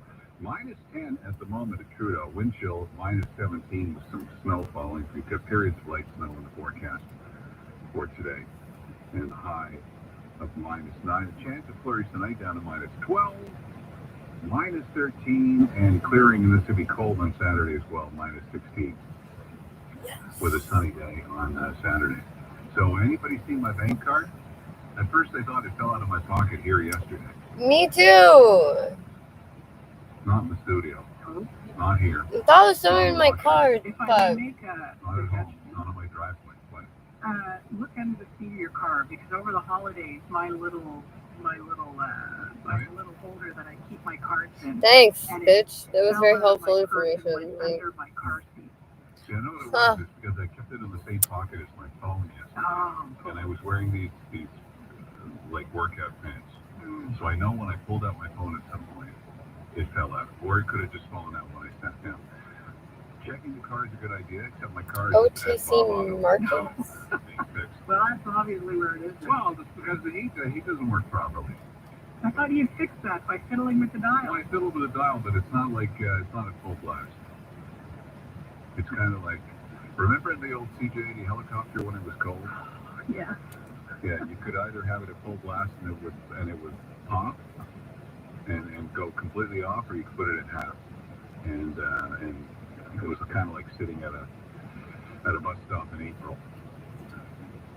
That's how it. Yeah, I bet you do that often. Lancaster Jeff is laughing at us this morning. He says gas there is 135 even across the border. In RDP, they're paying 153.9. Thank you, I am Chris. And sunrise 7:32. Sunset 4:34. Today's air quality is good. Now you know before you go. With Up at Dawn Day. So the Half News Bears were playing last night in Boston. And Brad Marchand, man, you'd like to have this guy on your team, wouldn't you? What a pest. He scored his 17th, 18th, and 19th goals of the season. Hat-trick. Bruins trounced the Habs 5-1. Michael Pizzetta had the lone goal for Montreal. They're playing in Chicago tonight, are the Habs. Got a late-breaking Input from South Shore Sea. They're paying all the way up to 155.9 in Brossard. 149.9, 155.9. That's a pretty big. That's a pretty big spread. So let's get right to the newspapers. Trudy Mason has been going through everything. The situation is dire on many levels at hospitals around Montreal. What's happening at Maisonneuve-Rosemont Hospital? Well, according to the Gazette's front page this morning, Maisonneuve-Rosemont Hospital is at risk of running out of a medication, an anti-inflammatory drug called tocilizumab. And why is that worrisome? Well, this is something that is given to COVID patients. And so it looks as though they do have doses, but not very many, and they're not alone. Other hospitals have been reporting that they're running short of other drugs that they need to keep the system going. I don't understand. Okay, a 35-year-old dies of Legionnaire's disease. Have you heard about Legionnaire's disease? Yeah, 35 years old, living in Côte St. Luc in social housing building on Emerald Avenue. Source of contamination of the water was traced to a water heating unit. And his mom, this individual's mother, Linda Hoffman, is saying that her son Aaron was failed by everybody from the get-go. The Health Information Service 811, who told him not to go to the hospital because his symptoms were consistent with COVID, when indeed he had Legionnaire's. He was weak, suffering from severe headache, hallucinations, cold symptoms. He felt awful and scared. He was disoriented. She ended up later going to his apartment and finding him dead. Holy this was a man who was living on his own. He was on the autism spectrum. And he worked at the IGA in the Côte St. Luc shopping center. His mom says he was also failed by the people who run the building. He was failed by public health because apparently the protocol is that it's building management that's supposed to spread the word if there's a Legionnaire's outbreak. And because there was only one death, they didn't put any notices up to people saying if you have these symptoms, this is what to do or anything like that in the building. Public health officials also said there was no need to inform residents. Where does one go for a booster these days on the West Island? Well, you're going to have another option because they're once again going to be using the Dollard Civic Center as a vaccination site. I used to do fucking Canada Day there, face painting. By appointment only. And Family Day and all those. Another option for West Islanders. I know that I've been hearing from friends of ours on the West Island who have become eligible because of the dropping age. Yeah. But when you look on the West Island for a shot, the dates that are available are all, in February sometime. Yeah. Whereas if you look elsewhere, you're able to get the shot the West Island. So this is another resource on the West Island. Does the date for reservations now drop to 25 today? 35 today. 35 oh, today, no, 25. No, you're right. Hang on, this is Thursday, right? Yeah. It's going down to 18 tomorrow, according to what we were hearing. 25 today. 25 today. Okay. The curfew will end Monday. Well, apparently, keyword there. Reports of the Journal de Montréal, TV, and La Presse is also reporting that this morning, that when schools reopen on Monday, as we heard from the Premier last evening, will be happening. The curfew is the 10 p.m. to 5 a.m. curfew that was brought in December 31st will also be lifted. And this is because, according to the Journal, the Legault government thinks that Quebec has hit the peak of the fifth wave when it comes to hospital admissions. Just a blood-curdling story about two teens who have pled guilty to plotting a school shooting. They wanted to make history, Trudy. Yeah, that's what they were saying. That's fucking disgusting. They were planning to do all kinds of stuff, including block exits at the school and set fires and, bring speakers so that they could play their music while they're going around killing people. So there were 4 in on the plot, according to police and prosecutors. 2 of them have now entered guilty pleas and are going to be back in court in April for sentencing. And the police say they had gotten to the point where they started looking into acquiring supplies and weapons and so on. So this was not, the argument being made is this was not just an idle plot, idle chat. And obviously everybody at the school knows where of the plan. You know what? The coverage is not mentioning the school, right. But I'm sure locally it's known. Right. Apparently, some of these kids had watched Bowling for Columbine. There were some more fatal collisions in Quebec last year. Yeah, there was like the segues here are just police, but I think it was listed really impeccable. 5 a.m. So we can talk about it now. And there was a jump in the number of fatal collisions last year. 245 on Quebec roads. That's up from 231 the previous year and the year before that. I paid so much for courses. Over 217. So more people 65 and up dying on the roads. The number of people, this is really startling, Andrew, the number of people not seatbelted also up. So they're looking at the number of that's obviously what's doing it. Victims of fatalities, belted and unbelted. Unbelted has gone from 14% to 20%. Who doesn't wear a seatbelt anymore? Like, that's what I was thinking. All the kids we learned with seatbelts because they had come in. I feel like I feel naked without a seatbelt. Yeah, exactly. But 20% in 20, that's 50 people who died not wearing a seatbelt. Who knows how many might have survived if they hadn't been wearing a seatbelt. A story there about an anti-vaxxer who died of COVID. This was a man who was very active among veteran circles, Canadian Forces veterans. He was considered a very helpful guy and had actually founded an organization to help fellow Canadian Forces veterans. He was an anti-vaxxer. He had turned up, for example, at a protest against COVID containment measures at the beginning of December. He contracted COVID and died. He thought he figured he had natural immunity because his wife had it early on in the pandemic, and he figured he must have been exposed and he didn't need to be vaccinated and so on. And you're talking about a human being right now, like a fucking Justin Trudeau talking about a member of the eastern branch of the Goths who conquered Italy in the 5th and 6th centuries.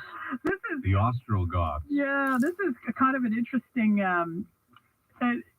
little sidebar because a lot of eyebrows were raised when he used that expression Ostrogoth to refer to the partiers on the party plane to Mexico, and saying that they were partying like a bunch of Ostrogoths on vacation or something along the line. And everyone wondered where that line had come from. Well, apparently he told this anecdote to some colleagues in a team meeting, a federal government team meeting recently, and the Journal de Montréal says one of its sources has passed along the story. Apparently, he and his pals were called a bunch of Ostrogoths on vacation when he was in high school. They were in high school. Oh, I thought you were going to say little trip fucking not that long ago. That's like something he would say. Yeah, exactly. His school, this is kind Harry of Potter. The very Tony private French school. They were all headed to the Théâtre de Nouveau Monde, and they were acting up on the school bus. And it was one of their French teachers who said, "Arrêtez de vous comporter comme une bande d'Ostrogoths en vacances." So the expression seemed to have stuck with him because he was the target. Yeah. Globe and Mail has a report about unvaxxed workers who are now It's like the longest fired. you spent on a story. Who were fired are filing wrongful dismissal claims. That's right. This is quoting labor and employment lawyers speaking to the Globe and Mail that they are now starting to see a deluge of inquiries from people who were terminated because they were not vaccinated, and they're looking into whether or not these cases, the individuals are going to prevail in seeking court remedy in cases that pit the individual rights of workers against employers' health and safety concerns during the pandemic. The cases, according to these lawyers that the Globe spoke to, will hinge on a number of factors, including whether the employees are actually required to come into a workplace, the details of the employee's initial hiring contract, whether the employee is unvaccinated on grounds other than medical or religious ones. And one partner at a Toronto-based law firm is saying, I have never in my 20-year career had so many calls, emails, queries about a single issue as I have about employees being let go or put on indefinite leave because of companies' vaccine mandates. And in the National Post, Canada's new richest person is? Yeah, a guy named Changpeng Zhao. He Are we created just like the cryptocurrency gonna exchange flip Binance through all these? Like, in 2017. Now that's just a few years ago. 4 years. Now, yeah, it is processing roughly $76 billion worth of Bitcoin and Ethereum daily. And his personal worth is pegged at $100 billion US. He is, yeah, by far the richest Canadian, and he is ranked 11th richest person in the world. Isn't that amazing? Mm-hmm. So many people truly make it. That's made super a lot of money awesome. on Bitcoin. You wonder, you look 5 or 10 years down the road, is this going to be something that is... I'm so glad this is how we're going to start our day. Should have bought that. Or are you going to say, I'm glad I didn't buy that? Yeah. There have been ups and downs already that some people lost a lot of money on. Huge ups and downs, but if you got in early, I mean, you've made a fabulous amount of return on this. It's monopoly money. Trudy Mason? By the way, correction from I Am Chris. He said, Guys are going to kill fucking economy. The corner of Bombardier and Boressa. Thank you. And James, what has 4 wheels and flies? I don't know. A garbage truck. Eric says, have a great day. What? From Hudson. The bus report. Huh? Boots not made for walking, and an adorable singing bird. James Foster is next. Great. I'm Michael Zagari, investment advisor with Mandeville Private Client. What the fuck just happened at the end there? It sounded like fucking you guys just had a fucking seizure. And the world's largest accommodation provider owns no real estate. This level of innovation. Fuck you guys. You guys fucking suck. To learn more, visit followmichael.ca. Like, Private Client Inc. is a member of the Investment Industry Regulatory Organization of Canada and a member of the Canadian Investor Protection Fund. Get to work on time and informed. The Andrew Carter Morning Show on News Talk Radio, CJAD 800. Okay, what kind of nonsense have I found on the overnight? Well, I found this video of this young lady who just went out and bought herself this super fashionable pair of boots. And she really wanted to show them off. So she was making a video of her standing in her bathroom, kind of, doing one of them model poses, I guess you could say, where she says, oh, look at these new boots that I got.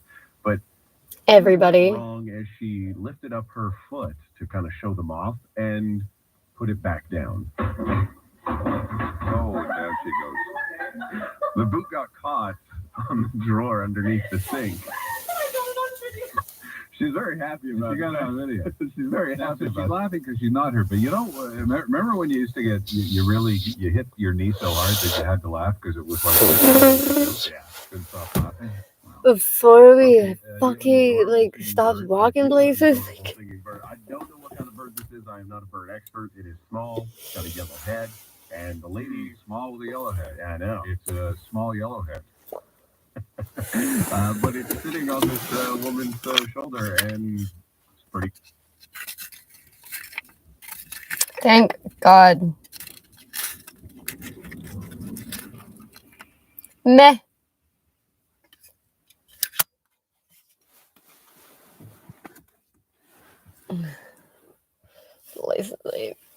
Oh my God. I cannot, I'm fucking traumatized just from listening to the morning news.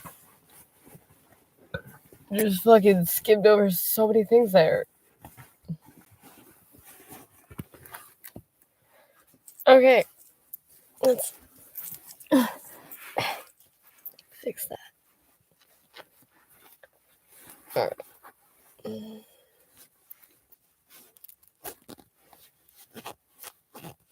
The fuck do we live here for? This place sucks ass, like hardcore. Should build a snowman. Ow! That sucks.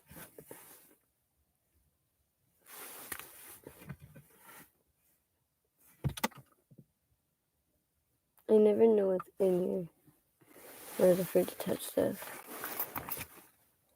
Oh.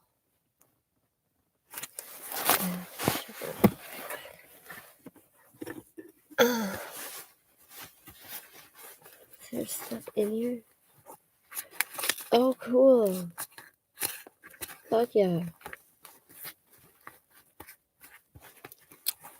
Oh, I have to get up and do stuff today.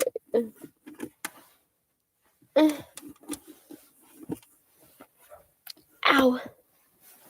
Alright.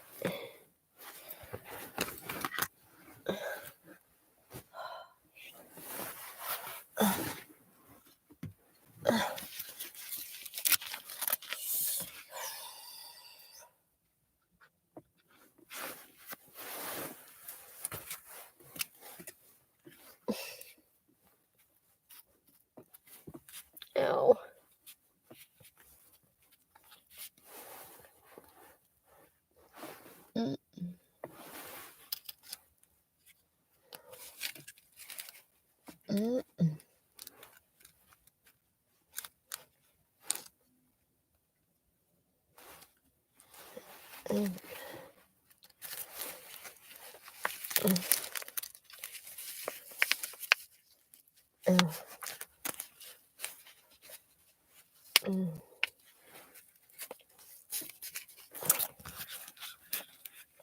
Maybe we put fucking padding underneath it.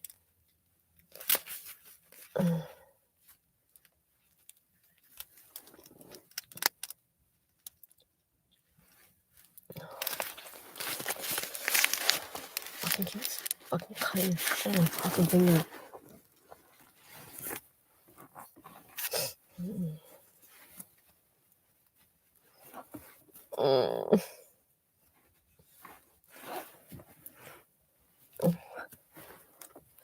I'm so hungry.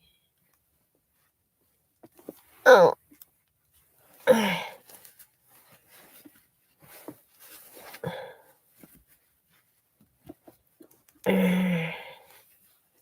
Grr.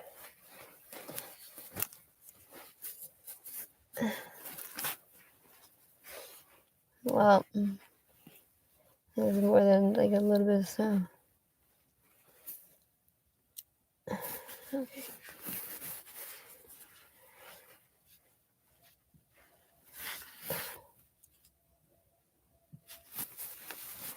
Okay.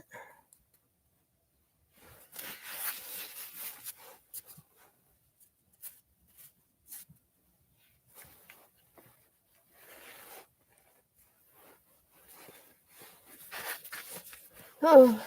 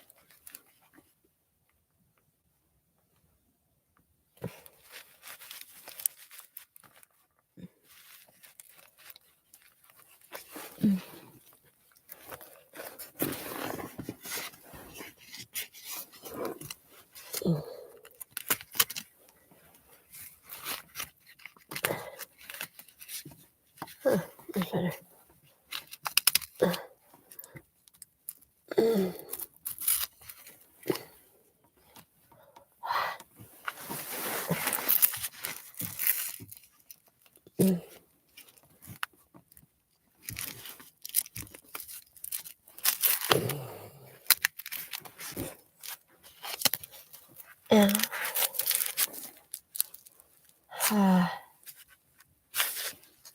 better.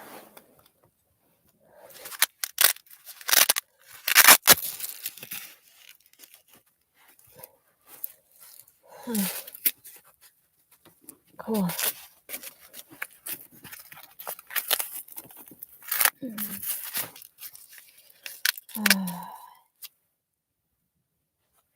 Cool.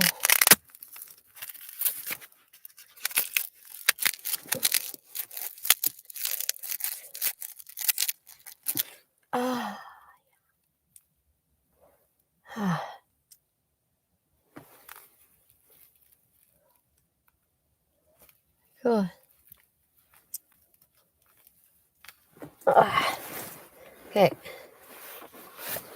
Hopefully, I don't lose my finger.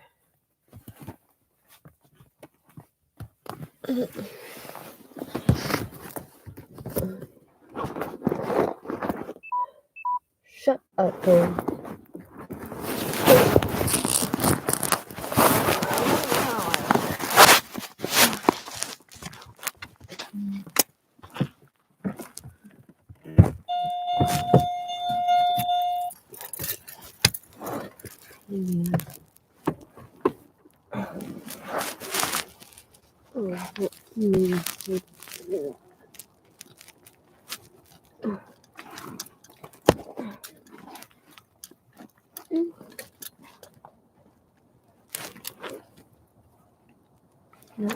No. On time.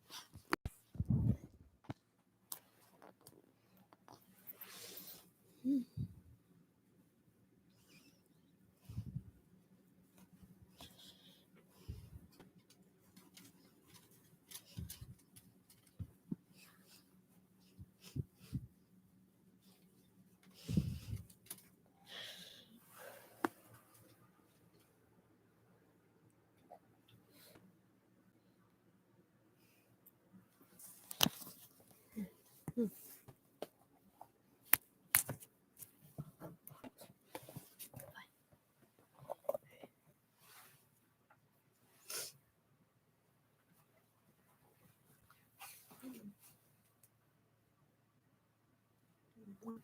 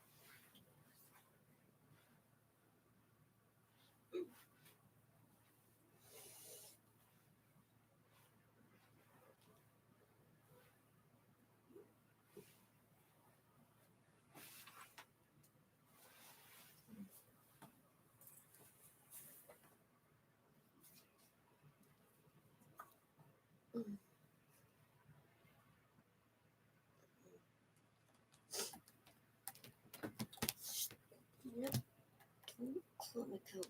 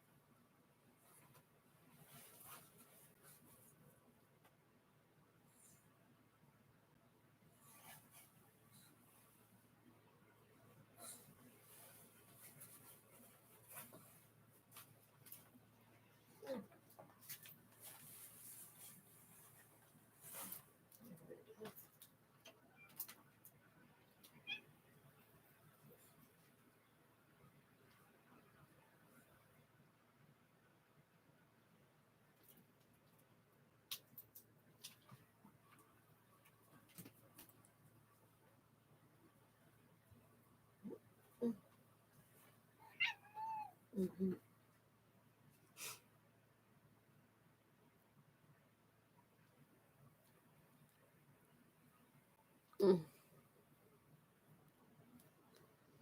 Okay.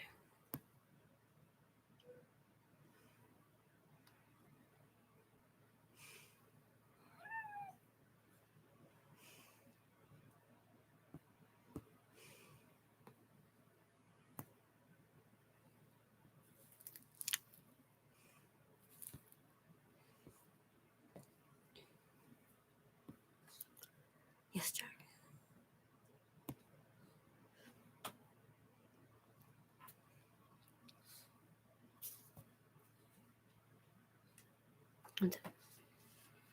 Well.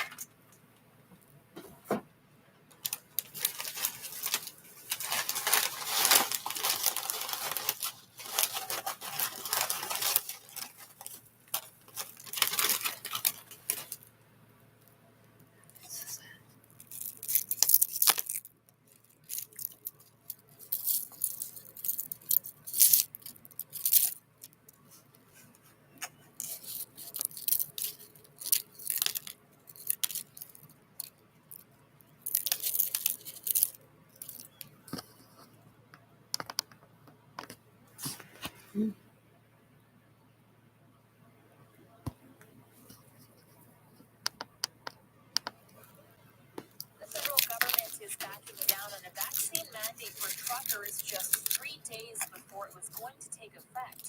This evening, a Transport Ministry spokeswoman said that Canadian transport truck drivers will no longer have to quarantine if they are unvaccinated or have received only 1 dose when crossing the border. The mandate was announced 2 months ago and will still be in effect for American drivers.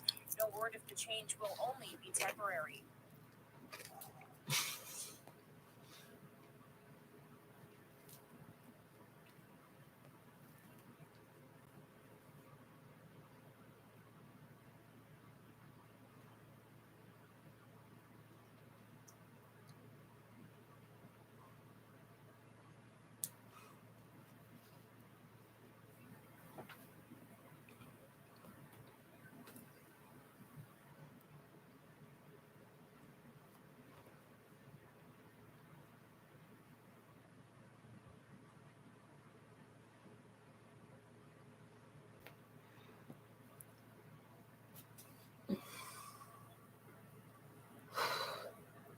We're coming to you with some breaking news right now on this Tuesday morning. The Republican Oversight Committee released emails obtained through Freedom of Information Act. That request that shed new light on what Drs. Anthony Fauci and Francis Collins knew back in the early days of the pandemic into April of the first year of the pandemic, and what they thought about that information at the time. I'm actually reading this off my phone. The Republican Oversight Committee tweeted, "We've released never-before-seen emails," that you can see the tweet right there, "showing Dr. Fauci may have concealed information about COVID-19 originating from the Wuhan lab and intentionally downplayed the lab leak theory." A glance at the emails, Ryan and I were just reading through them, do appear to confirm that.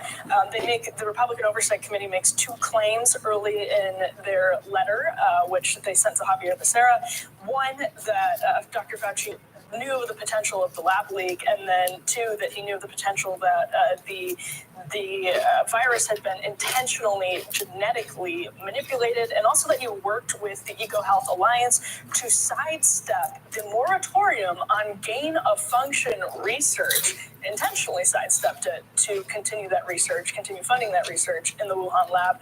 Ryan, what's your reaction to this trove of emails that was literally just released? So we're going through it now, and it's not entirely clear how much of it is new to the public and how much of it had not been released by Congress before, right? Because a significant amount of this material has been leaking out into the public domain.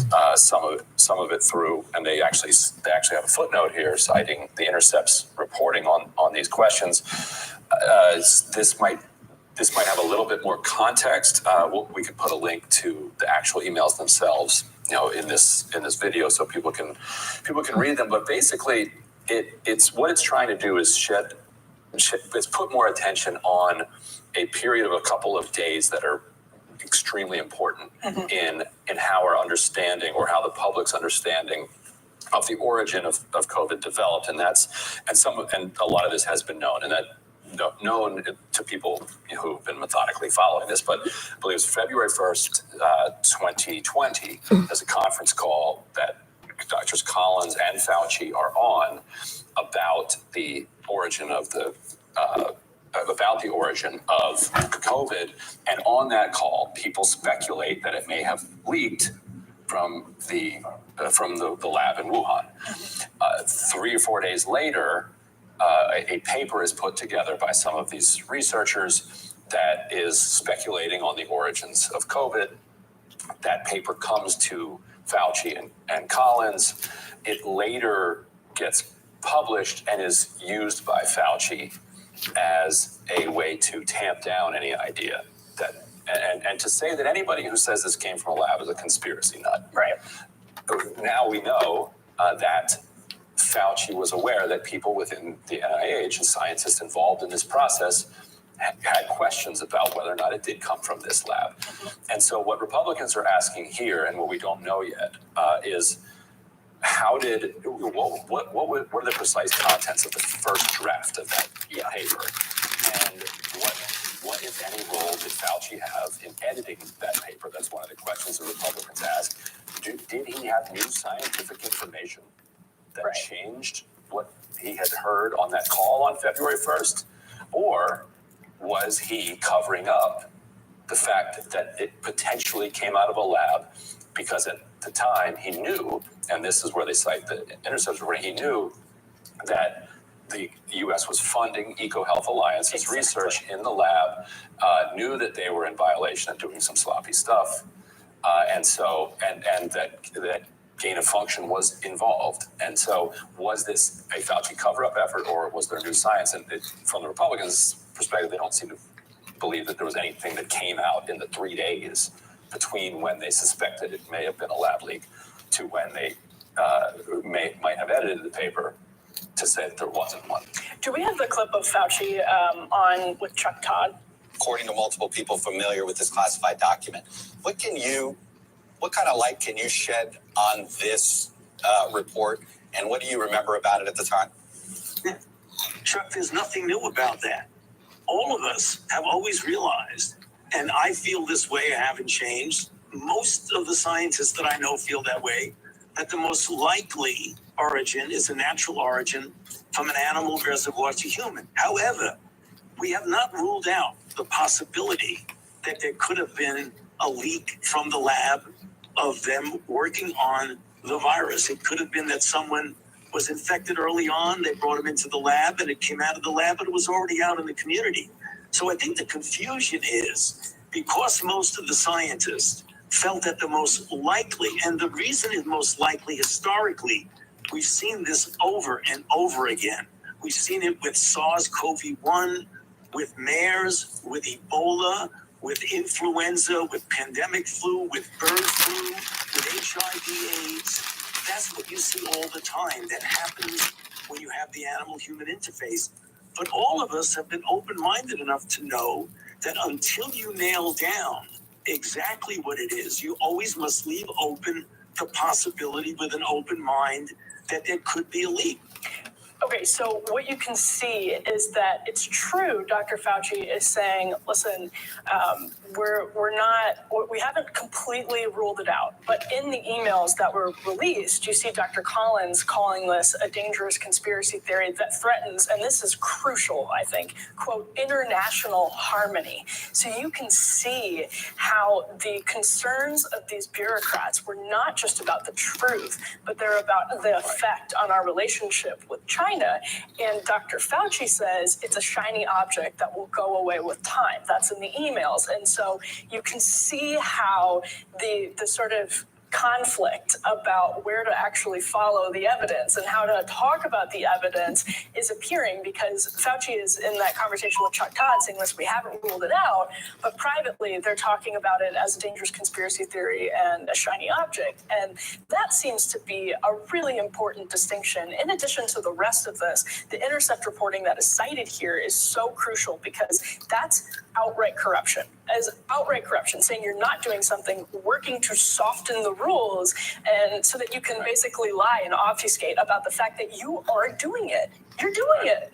Right. It's awful. And we'll keep exploring these documents, and we can we'll explore them more tomorrow. But as of now, what this is an effort to elevate this question. And one of the questions that Republicans ask in this letter is, could the knowledge of the origin have had any effect on vaccine development or treatment or anything else? And research. In the scientific process, you want to know everything. Like you want everything out there so that you can throw everything at it.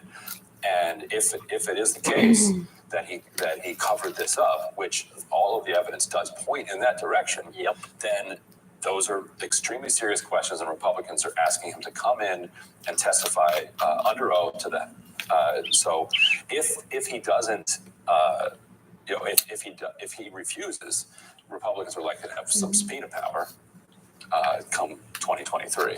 Well, and I wonder if President Biden asks Fauci to sort of resign nobly before that would happen, in a way that it would ripple into his administration, because the administration continues to promote Dr. Fauci as a credible source, because I don't think he gets due skepticism from the media, the legacy media at least, when he goes on the Sunday shows and answers questions that are purported to be tough, or might be in style sounding tough, but aren't really tough, because these questions, as Ryan says, a lot of this we sort of have known from leaks. We have sort of gotten at from leaks. But I think this does create a big problem for the Biden administration, because this is the process of sort of shoes dropping that creates a trickle, a drip, drip, drip, that every time it breaks into the news cycle makes the administration look ridiculous for continuing to promote this guy. Yeah. And for a long time, the polarized nature of this debate meant that Fauci was basically immune from criticism from Democrats and the left. He had the vaccine. Yeah, and also the alternative was so crazy, like Trump. Trump. So you're like, okay, I'm with this guy.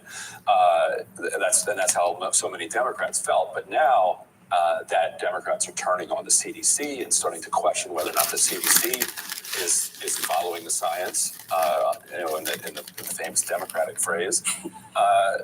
I think that creates vulnerabilities within the Democratic coalition for Fauci himself. Yes. If the CDC because once you start questioning the response to it, then you say, well, wait a minute, what did you tell us in the very beginning about this?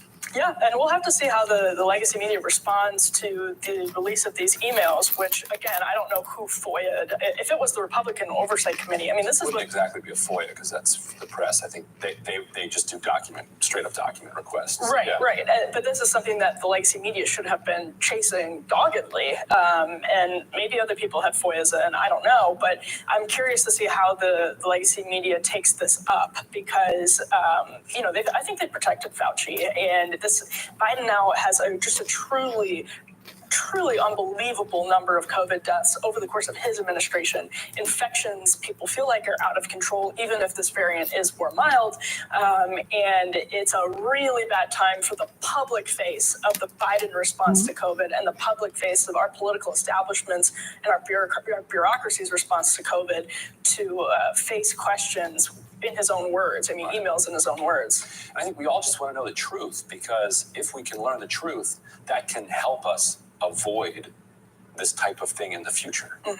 Absolutely, and that's the point, is that, we are vulnerable right now. There's nothing to say that we've earned a break from another pandemic, right? We didn't earn a break from a pandemic. This could happen What else any moment. What else is going on at these sketchy labs all over the world. And are we funding them? I mean, and are we softening regulations to get around public scrutiny of the fact that we're funding them? I mean, again, like, we don't get a reprieve from pandemics just because we're still going through one for 2 years. This could happen again at any time. Our government is ill prepared. They're not willing to admit their own mistakes, and that leaves us all more vulnerable for it. Right, and if it's a catchy virus, and you say, well, gain of function research is too dangerous to be done here in the United States. Do it all the way over here in China, in this city with 25 million people. It'll never get over here. Yep. Oh, they have airplanes over there. Can you believe it? Who knew? Who knew? Oh, but hey, international harmony. International harmony. Jeez. Yes. We'll have plenty more on that tomorrow, I expect. Indeed. And we'll have more rising right after this.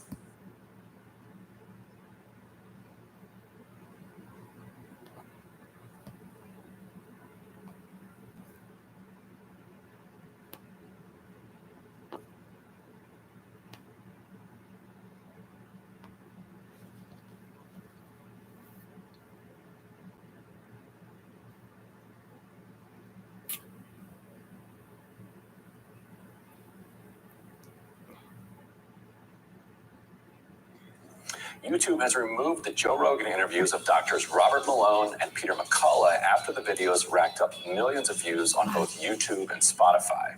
Dr. Malone blasted the current politicization and profit of the vaccines and said it was destroying the practice of medicine worldwide, while Dr. McCullough discussed contagion control and early prevention. Joe Rogan has since joined the platform Gitter in efforts to skirt around big tech censorship. Gitter is often viewed as a conservative alternative to Twitter, the same way Parler was at one point. Deputy Opinion Editor at Newsweek, Badia Angar-Sargon, joins us now to discuss. Welcome. Thanks. Happy New Year, guys. Happy New Year to you as well. In a different year, so, some of the same topics. I'm vexed by a lot of this cracking down on information. Despite having numerous disagreements, and I've aired some of the disagreements on the show with Dr. McCullough and also with Peter Malone, whose work I'm not as familiar with, but I guess the point is, who decides? Well, obviously, strictly speaking, the platform decides. But is it fair to raise concerns of bias? Why is this potentially not totally correct information being crushed when the mainstream accepted health authorities say things that later turns out to be wrong all the time and have since the beginning of the pandemic? Indeed, one might even say that the definition of the scientific method is coming up with proposals and then testing them and see which ones stick. So it's so funny to see the Democrats and the liberals sort of, branding themselves as quote unquote trust the science, follow the science, when they have actually come out somewhat against the scientific method. And, it's so poignant that this happened this week when we saw the CDC reverse itself on, how long people have to quarantine. First they said 10 days, then they moved it to 5 days. And then the latest is they're saying 5 days plus a negative test due to, you guessed it, backlash from liberals on Twitter. And so even the side that's sort of promoting itself as being the side of science is really following a lot of this kind of social media pressure. And again, it's, something you guys talk about a lot on this show is what you see is how big tech, the quote unquote science, community and the Democratic Party are really doing this dance together that is alienating a lot of people on the other side and also undermining their credibility. And like Robbie, I got plenty of criticisms of both of these good doctors, and the appeal to their authority doesn't really match with a lot of the things they're talking about. So okay, let's say that they do have some, whatever their medical background is, that doesn't make them experts on kind of fascism in the 1930s. But that's fine. YouTube is filled with cranks who have no idea what they're talking about. What is the actual effect as a media critic of YouTube doing something like this? If 40 million people have already watched the interview on Spotify, and millions have seen it on YouTube, and now it's in the news because it's taken down, so more people are going to find it on Spotify or wherever else they can. What's the actual effect here that YouTube is having? So, setting aside the principled argument, pragmatically, is there any evidence that this works? You know, I think that people who don't know people on the other side of the aisle, and this goes for both sides, tend to think that those people are much more easily influenced by influencers and pundits and media characters than they actually are. I don't think anybody is going to make their decision about whether or not to get the vaccine based on something they saw on Joe Rogan. What they want to see is a public debate about big issues. Every person is making the decision for themselves. A lot of people in consultation with their doctors, even people who are deciding against it. And so I think, you know, we tend to overestimate how influential people are on the other side, and they tend to, you know, overestimate how influential people are on our side. I think that it would be sort of like assuming that people are deciding whether or not to vote based on something they see on MSNBC, whereas I think it's really the opposite. People choose which channel to watch based on what they've already decided. So I could see, you know, the argument that when you censor this stuff, you're essentially sending people into the arms of QAnon, who we know have, you know, moved all of their attention into, you know, pandemic-related conspiracy theories as a result. But honestly, I just have a lot more respect for my fellow Americans than to be able to believe that. I don't know. What do you think? Yeah, I think it cuts both ways. But as you push people, you know, into these silos, then what the science shows is that, you know, that they're going to just reinforce their previously held belief. They're not going there necessarily to learn new things. They're going there to get, and this is for both sides, they're going there to get talking points that they can then deploy against other people. So all you're doing is sending them to a place where they're getting unchecked talking points. It would seem like, what if YouTube instead said, look, we're going to let it be known that we're going to tweak our algorithm so that if you do a rebuttal video to this Dr. Malone interview or to this McCullough interview, we're going to make sure it appears, you know, right next to that one, so that the ideas are challenged rather than suppressed. Because if it's the case that a lot of what he's saying is just wrong or not properly contextualized, then it seems to me the answer is not to suppress it, because you can't, but to contextualize it and offer, you know, the competing reality. Yeah, and I think that's something else we should really be paying attention to is, you know, Walmart has actually been surprisingly successful in the two communities that are most vaccine averse, Black Americans and Trump voters, at getting people to show up and get vaccinated. And their approach, as far as they're, you know, revealing what it is really to work with local community leaders who already have a lot of trust in the community and, quote unquote, meet people where they are. You know, meeting people where they are is apparently a form of vaccine. That's how you get them to take it. And so I think that, you know, what we're seeing here is this sort of massive disrespect of people who have, you know, what would have been considered in a different age, you know, legitimate questions about a new technology. And the way to respond to that is to respect that and to meet them where they're at. Try to build that trust again. Yeah, I'm just concerned about how, you know, like saying masks don't work is something that would have been considered misinformation, but is now something that, you know, Dr. Leanna Wen, CNN's medical expert, like the most representative of the of the kind of liberal mainstream COVID restriction consensus, and she's saying, yeah, your cloth mask is a facial decoration, but that's not, and now that's accepted, but or saying that with the vaccines, they don't work to stop the spread. That used to be something like, no, that was misinformation, but now it's widely accepted. So I have concerns about, and they have the right to do it, but I have concerns about social media companies deciding that they are the right ones to adjudicate those claims. It's their company. You can't, for all this complaining about what do we do about this, there is not really a public policy. There aren't satisfying public policy solutions to these questions. But we wanted to note one more. On Twitter, Grabian Media's account was suspended for quoting a Congressman's Fox News interview where he discussed Big Pharma's financial gains from Congress and more specifically said that therapeutics were off the table because of financial interests. So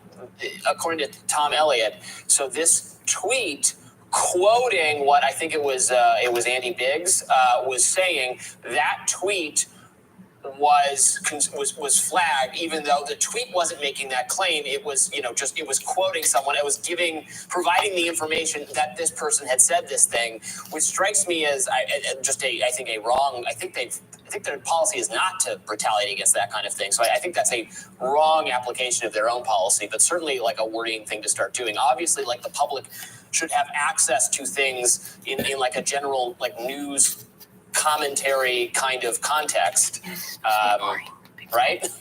Right. So it's like, does it make you feel better or worse that they're actually bad at doing the thing that we don't think that they should be doing in the first place, right? That's sort of the question here. Yeah, I totally agree with you. It seems almost like, when you try to protect the public from information that you don't like what they might do with it, right? It starts with somebody like Marjorie Taylor Greene, who that's not really information, it's disinformation. And then, it gets to somebody who's just trying to report to you how crazy certain politicians are. And that becomes verboten as well because the technology of protecting the public breaks down.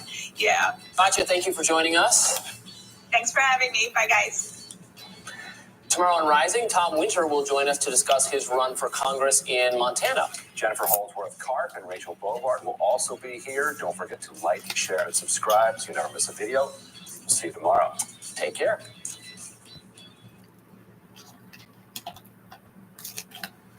So, Kim, what's on your radar? Well, last week on his show, Joe Rogan, the host of the world's most listened to podcast, expressed his frustration with Fauci and other health officials for failing to admit when... What's on your radar, Kim?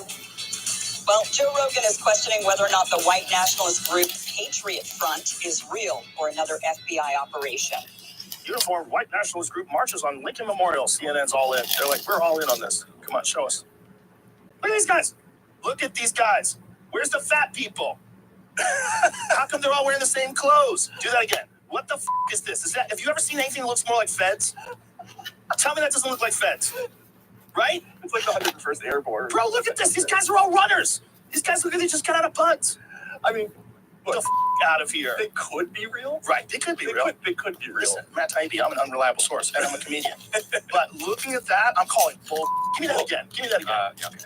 Well, this gets back to like the Oklahoma ivermectin story where right, where they're all wearing winter coats. Yeah, like look at this. The out of here. How do they all have like uniformed outfits on? They have the same color pants for the most part. Very little variation.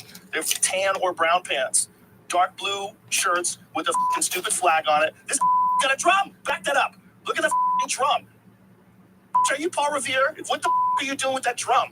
He's walking around with a band drum, it's like a high school drum line. This is so stupid, it hurts my feelings. Well, the march Rogan is referring to happened this past Saturday, December 4th in Washington, D.C. There were about 100 to 200 demonstrators. They all wore matching jackets, khaki pants, carried flags or shields, and seemed fairly organized, marching to the beat of a snare drum. Because they were so seemingly organized, others besides Rogan wondered the same thing. Comedian and author Tim Young wondered, was today's Patriot Front parade just the FBI spending their end-of-year use-it-or-lose-it budget?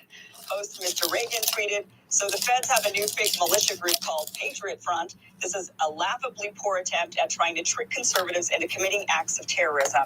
But it's also incredibly disturbing that they're doing this at all. So this made me curious. I'd never heard of this group, and I wanted to dig deeper. Who are they, and what are they about? Could it be that Joe Rogan's suspicions are right, and this is an FBI operation? Or is this group very real and a genuine growing threat? Or is this group real and not really a growing threat, but one that can easily be ignored instead? Well, it turns out the group began in 2017 after the Charlottesville Unite the Right rally that resulted in the murder of Heather Heyer. That rally was organized by a group called Vanguard America. But apparently, after the chaos and violence, there was some infighting between the main leader of the group and one of his underlings. Ultimately, the underling, Thomas Rousseau, who was 18 at the time, decided to leave Vanguard America because of the violence and start his own group that he called Patriot Front. So the group is decidedly nonviolent, but they do believe that the country should be run exclusively by people of European ancestry. They do think people from different places and backgrounds can live in America, and they state they believe they can even be good citizens, but they should not be considered Americans nor make decisions for the country. They spend a lot of time talking about the corruption of our government and how bought off they are by corporations. They're very anti-drug. None of their members can use substances. They say the Americas were conquered by the colonizers, not stolen, and seem to be very proud of this. They say they believe in revolution and resisting tyranny, but I haven't seen any photos of any of them with any firearms or weapons. In fact, the worst thing this group seems to do is hang posters advertising themselves and tagging buildings with their slogans. That what stands out about this group and where one could come to the conclusion that this really is an FBI operation is how polished and organized they are. First of all, their website is extremely professional with well-done graphics, professional photos, and even a cinematic video trailer. It's almost too professional. Their social media posts are uniform and look like they're managed by a social media expert. Everything is color coordinated and themed. Even their graffiti is done with stencils. Their manifesto sounds like it's read by a professional voice actor. Nothing is sloppy. Snooping around their social media posts, you'll see videos and photos of the members who are relatively young looking, participating in boot camp style athletic drills and doing boxing workouts. They go on hikes and excursions, and they always wear matching uniforms and white face coverings.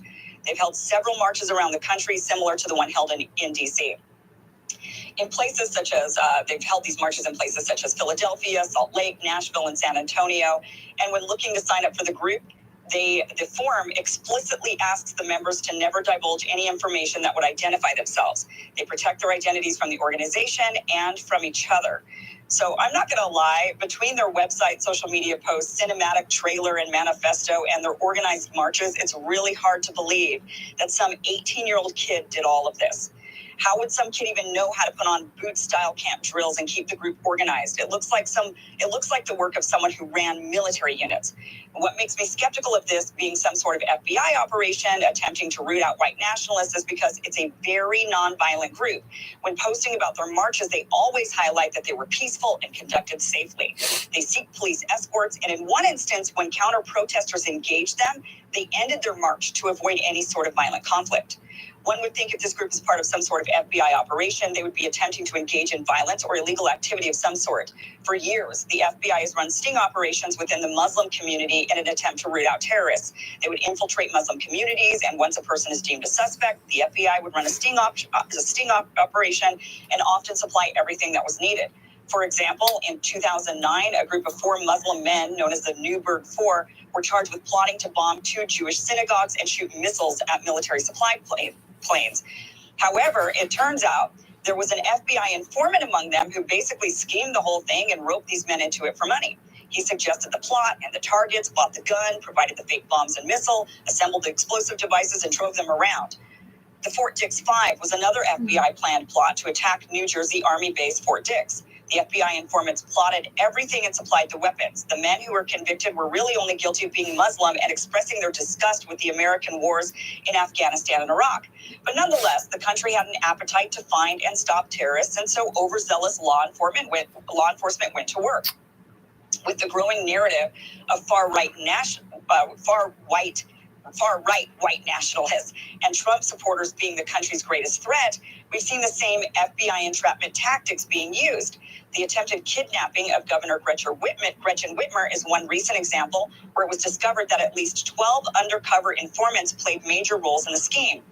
The Biden administration and Democrats in general are bent on selling this threat to the American public. So it makes sense why so many would be suspicious about whether or not organizations such as Patriot Front are actually real. So I can't say whether or not they are, but I can say from looking through their sites and watching their videos that if they are supported by someone unidentified, it's likely someone with military training and definitely someone with money. So I'm curious if you guys think, kind of looking at all of this, I mean, look, these kids, they have shields, like the police style riot shields, and they're painted in red, white, and blue, and they all have uniforms, they have training camps. It's just, there's clearly money behind this group. There's not very many of them. This group is small. It's only a few hundred people, maybe around the country. I'm curious if you think, looking at this, do you think this is possibly an FBI operation, or do you think this is real? I mean, the fact they came into U-Hauls is extremely suspicious. None of them had trucks. So basically, if you were going to be the FBI or some agency, probably the FBI, and you were going to organize something like this, all of the boxes that you would check are being checked here. Yeah. Doesn't mean that that's what happened, but that's really like not carrying weapons, not engaging the protesters in any type of violence that could escalate, because those would be rules of engagement that as a law enforcement person you're not supposed to do. Showing up in a U-Haul, because if you show up in or a rented bin, because if you show up in your own, then people can figure that out and trace it back. Like all of these things, plus Rogan's like it just doesn't scan type of thing. It doesn't work. And to say that these may be feds is not to discredit the idea that there is a problem with white supremacist militias around the country. People should not take that away from that point.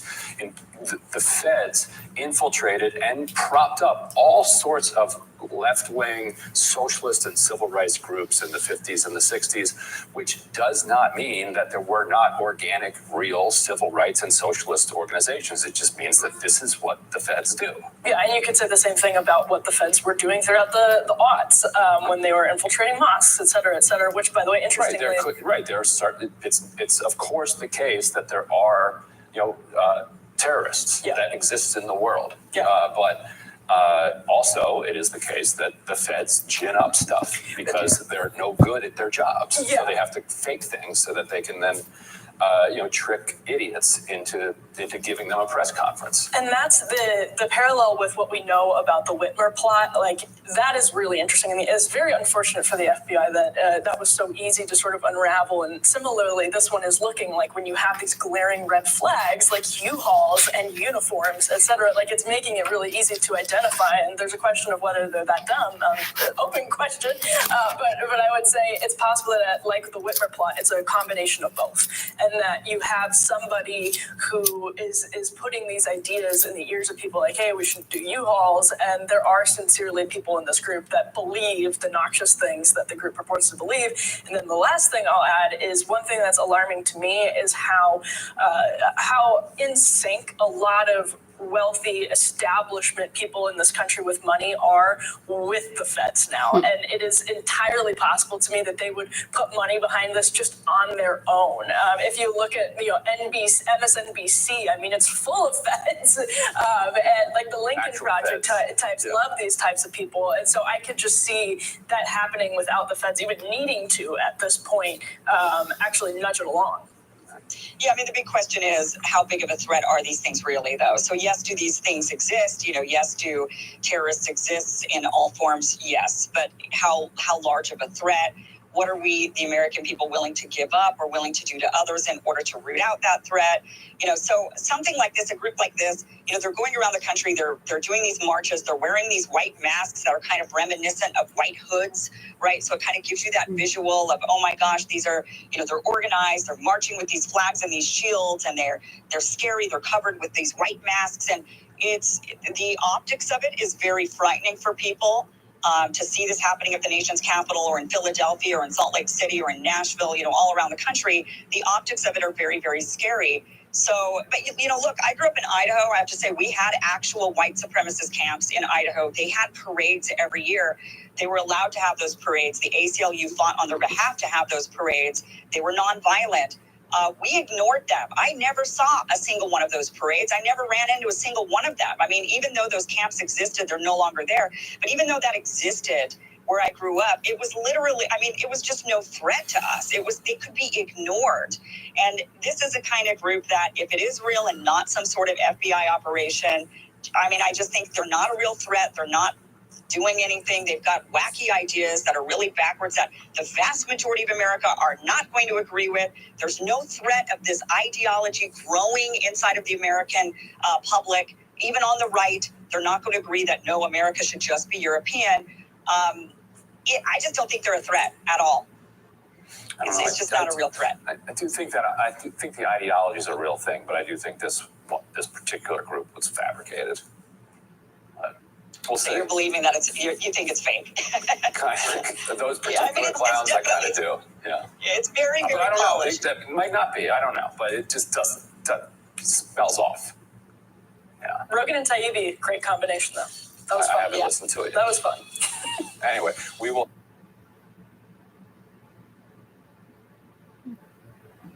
Joe Rogan is by far beating out primetime news. Twitter users compared ratings from legacy media with the Joe Rogan Experience using data from Nielsen and Spotify. Rogan receives an average of 11 million viewers per show.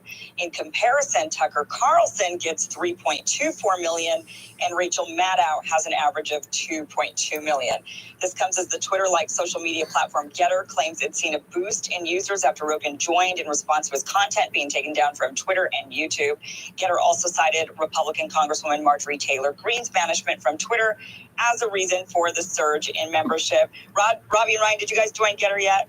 You guys on it? I just asked Ryan yesterday in between segments whether I should. I guess I'm going to. You gotta get on. I haven't gotten on yet, but I'm gonna have to. I was on Parler until. I was on Parler. Yeah, until I was not active there whatsoever. It's sort of back, right? Isn't Parler back? It is. I think it is back. Yeah, I haven't been able to log into my Parler, so I don't really know what's going on. Can't you not even log into Instagram, Kim? I can't. Right, I can't log in. This is a you problem. It might be a me problem. I'm technologically disadvantaged. But, I did join Getter. So and Rogan already has like 18 million followers on Getter or something outrageous. Jesus. Yeah, I don't know how that happened. There's no way it's 18 million, but that's a lot. There are 18 million people at Getter. I don't think that's what I was kind of. I wasn't sure, but I thought that was a lot, and I wasn't sure. Did they just give them every the most follower? popular Twitter account, I don't think even has 18 million followers, but. How many does he have? Oh, I'm sorry. He has 8 million followers. 8 million. Okay, that's believable. Like Donald Trump's Twitter account had, I don't know how many million. Yeah. How many does? I don't know. How many does Kanye West have? Who's the likely to be the most? Kim Kardashian? Probably Kim Kardashian has a lot of Twitter users. But, I think what this goes to show is she has 70 million Twitter followers. Okay, that's insane. That's insane. Yeah. Obviously, Joe Rogan is very, very popular. And these so you got 18 million, yeah, I guess. Well, on Twitter, not on this platform that has only existed for a while. Yeah, this new one. But overnight to get 8.7 million followers is cool. That is really huge. And that kind of, I guess, maybe does go to show that 11 million people actually do listen to all of his episodes. A lot of times you can have an audience of 11 million, right? And they all followed him together. I mean, it's one thing to have 11 million viewers and then maybe they tune in here or there throughout the month or, once a month or something. But for him to have that many per episode, that's a lot. I mean, that's like combining all of the cable big shows together. It's staggering. I mean, Tucker's show is huge. You could tell. I've been on it sometimes. I can tell that it has a bigger audience than other TV shows I do. I get a ton of people will follow me on Twitter, Instagram, or friend me on Facebook after I'm on, like at a much larger volume than other shows. So you can tell how big that show is. And Rogan's got like 3 times as many. Or more. I can't do simple math, but it's longer and more intimate, so it builds a tighter relationship with the viewer. And we've talked about this before on the show, but one thing he's benefiting from is the shift in the way that people who work basically shift labor, like truck drivers, cabbies, people who work in kitchens, construction workers. Because you now have a smartphone on you. You can listen while you're doing whatever it is you're doing at work, or in the kitchen. You can just have it on, and everybody in the kitchen, is listening to it. That's how Rush Limbaugh became so popular. People, it's just something to entertain you throughout the day. Most kind of people who work these white collar jobs don't have 3 hours or 4 hours for an episode because they're doing this quote unquote knowledge work that requires them to focus on, or they're on a Zoom and they can't be caught listening to Rogan while they're on their Zoom calls. And so there's no doubt that there's no doubt that radio and podcasting, which is basically like radio, builds this really, really intimate audience. I mean, I did radio for a long time. I was a syndicated radio talk show host across the country. And I will say that the majority of my listeners were always people driving. Pretty much always them driving. Especially truck drivers, that's a big, they're doing these long commutes, obviously, all around the country. And then you've got people just commuting in and out of big cities. They've got 45-minute drives or 1-hour drives, and they need something to listen to going back and forth. And it really does, radio and podcasting really does build that intimate relationship. But still, to have 11 million people, I mean, that is a lot of people. And I think what that goes to show is that, media is just missing the mark. in many other, they're censoring people, they're deplatforming. Rogan's inviting these people on. People are wanting to hear from these voices. They're wanting to hear these alternative points of view that are not being presented by legacy media. And Rogan is kind of handing them, their rear ends on that. Yeah. And maybe it's time for legacy media to wake up and say, and big tech and social media, and to say, look, we're not going to censor anymore. We can't. People want to hear from these people, and then they're going to make up their own minds. The influence that cable news has is not because of the number of people watching it. It's because the kind of person watching it. So it's still the case that cable news is important and influential because, like, for MSNBC and CNN, like, that's how Nancy Pelosi and other Democratic political figures are getting their news from that. They're, kind of structuring their approach, their tactical ideas based on that kind of coverage, and which is probably to their detriment because this is a smaller and smaller audience, and so Joe Rogan doesn't have his hours are not playing in airports, right? They're not, even though you benefit from hearing a lot of what he has to say, it's still, it's considered by the power brokers as well as this other alternative thing. And that shows you kind of the bifurcation we have. So tomorrow on Rising, reporter Kim Ives joins us to break down the volatile situation in Haiti after Prime Minister Ariel Henry survived an assassination attempt, which may have been a fake assassination attempt. Kim will fill us in on that. Can't wait to find out about that. And journalist and producer AC Thompson shares details of his upcoming documentary exploring the rise of extremism in America.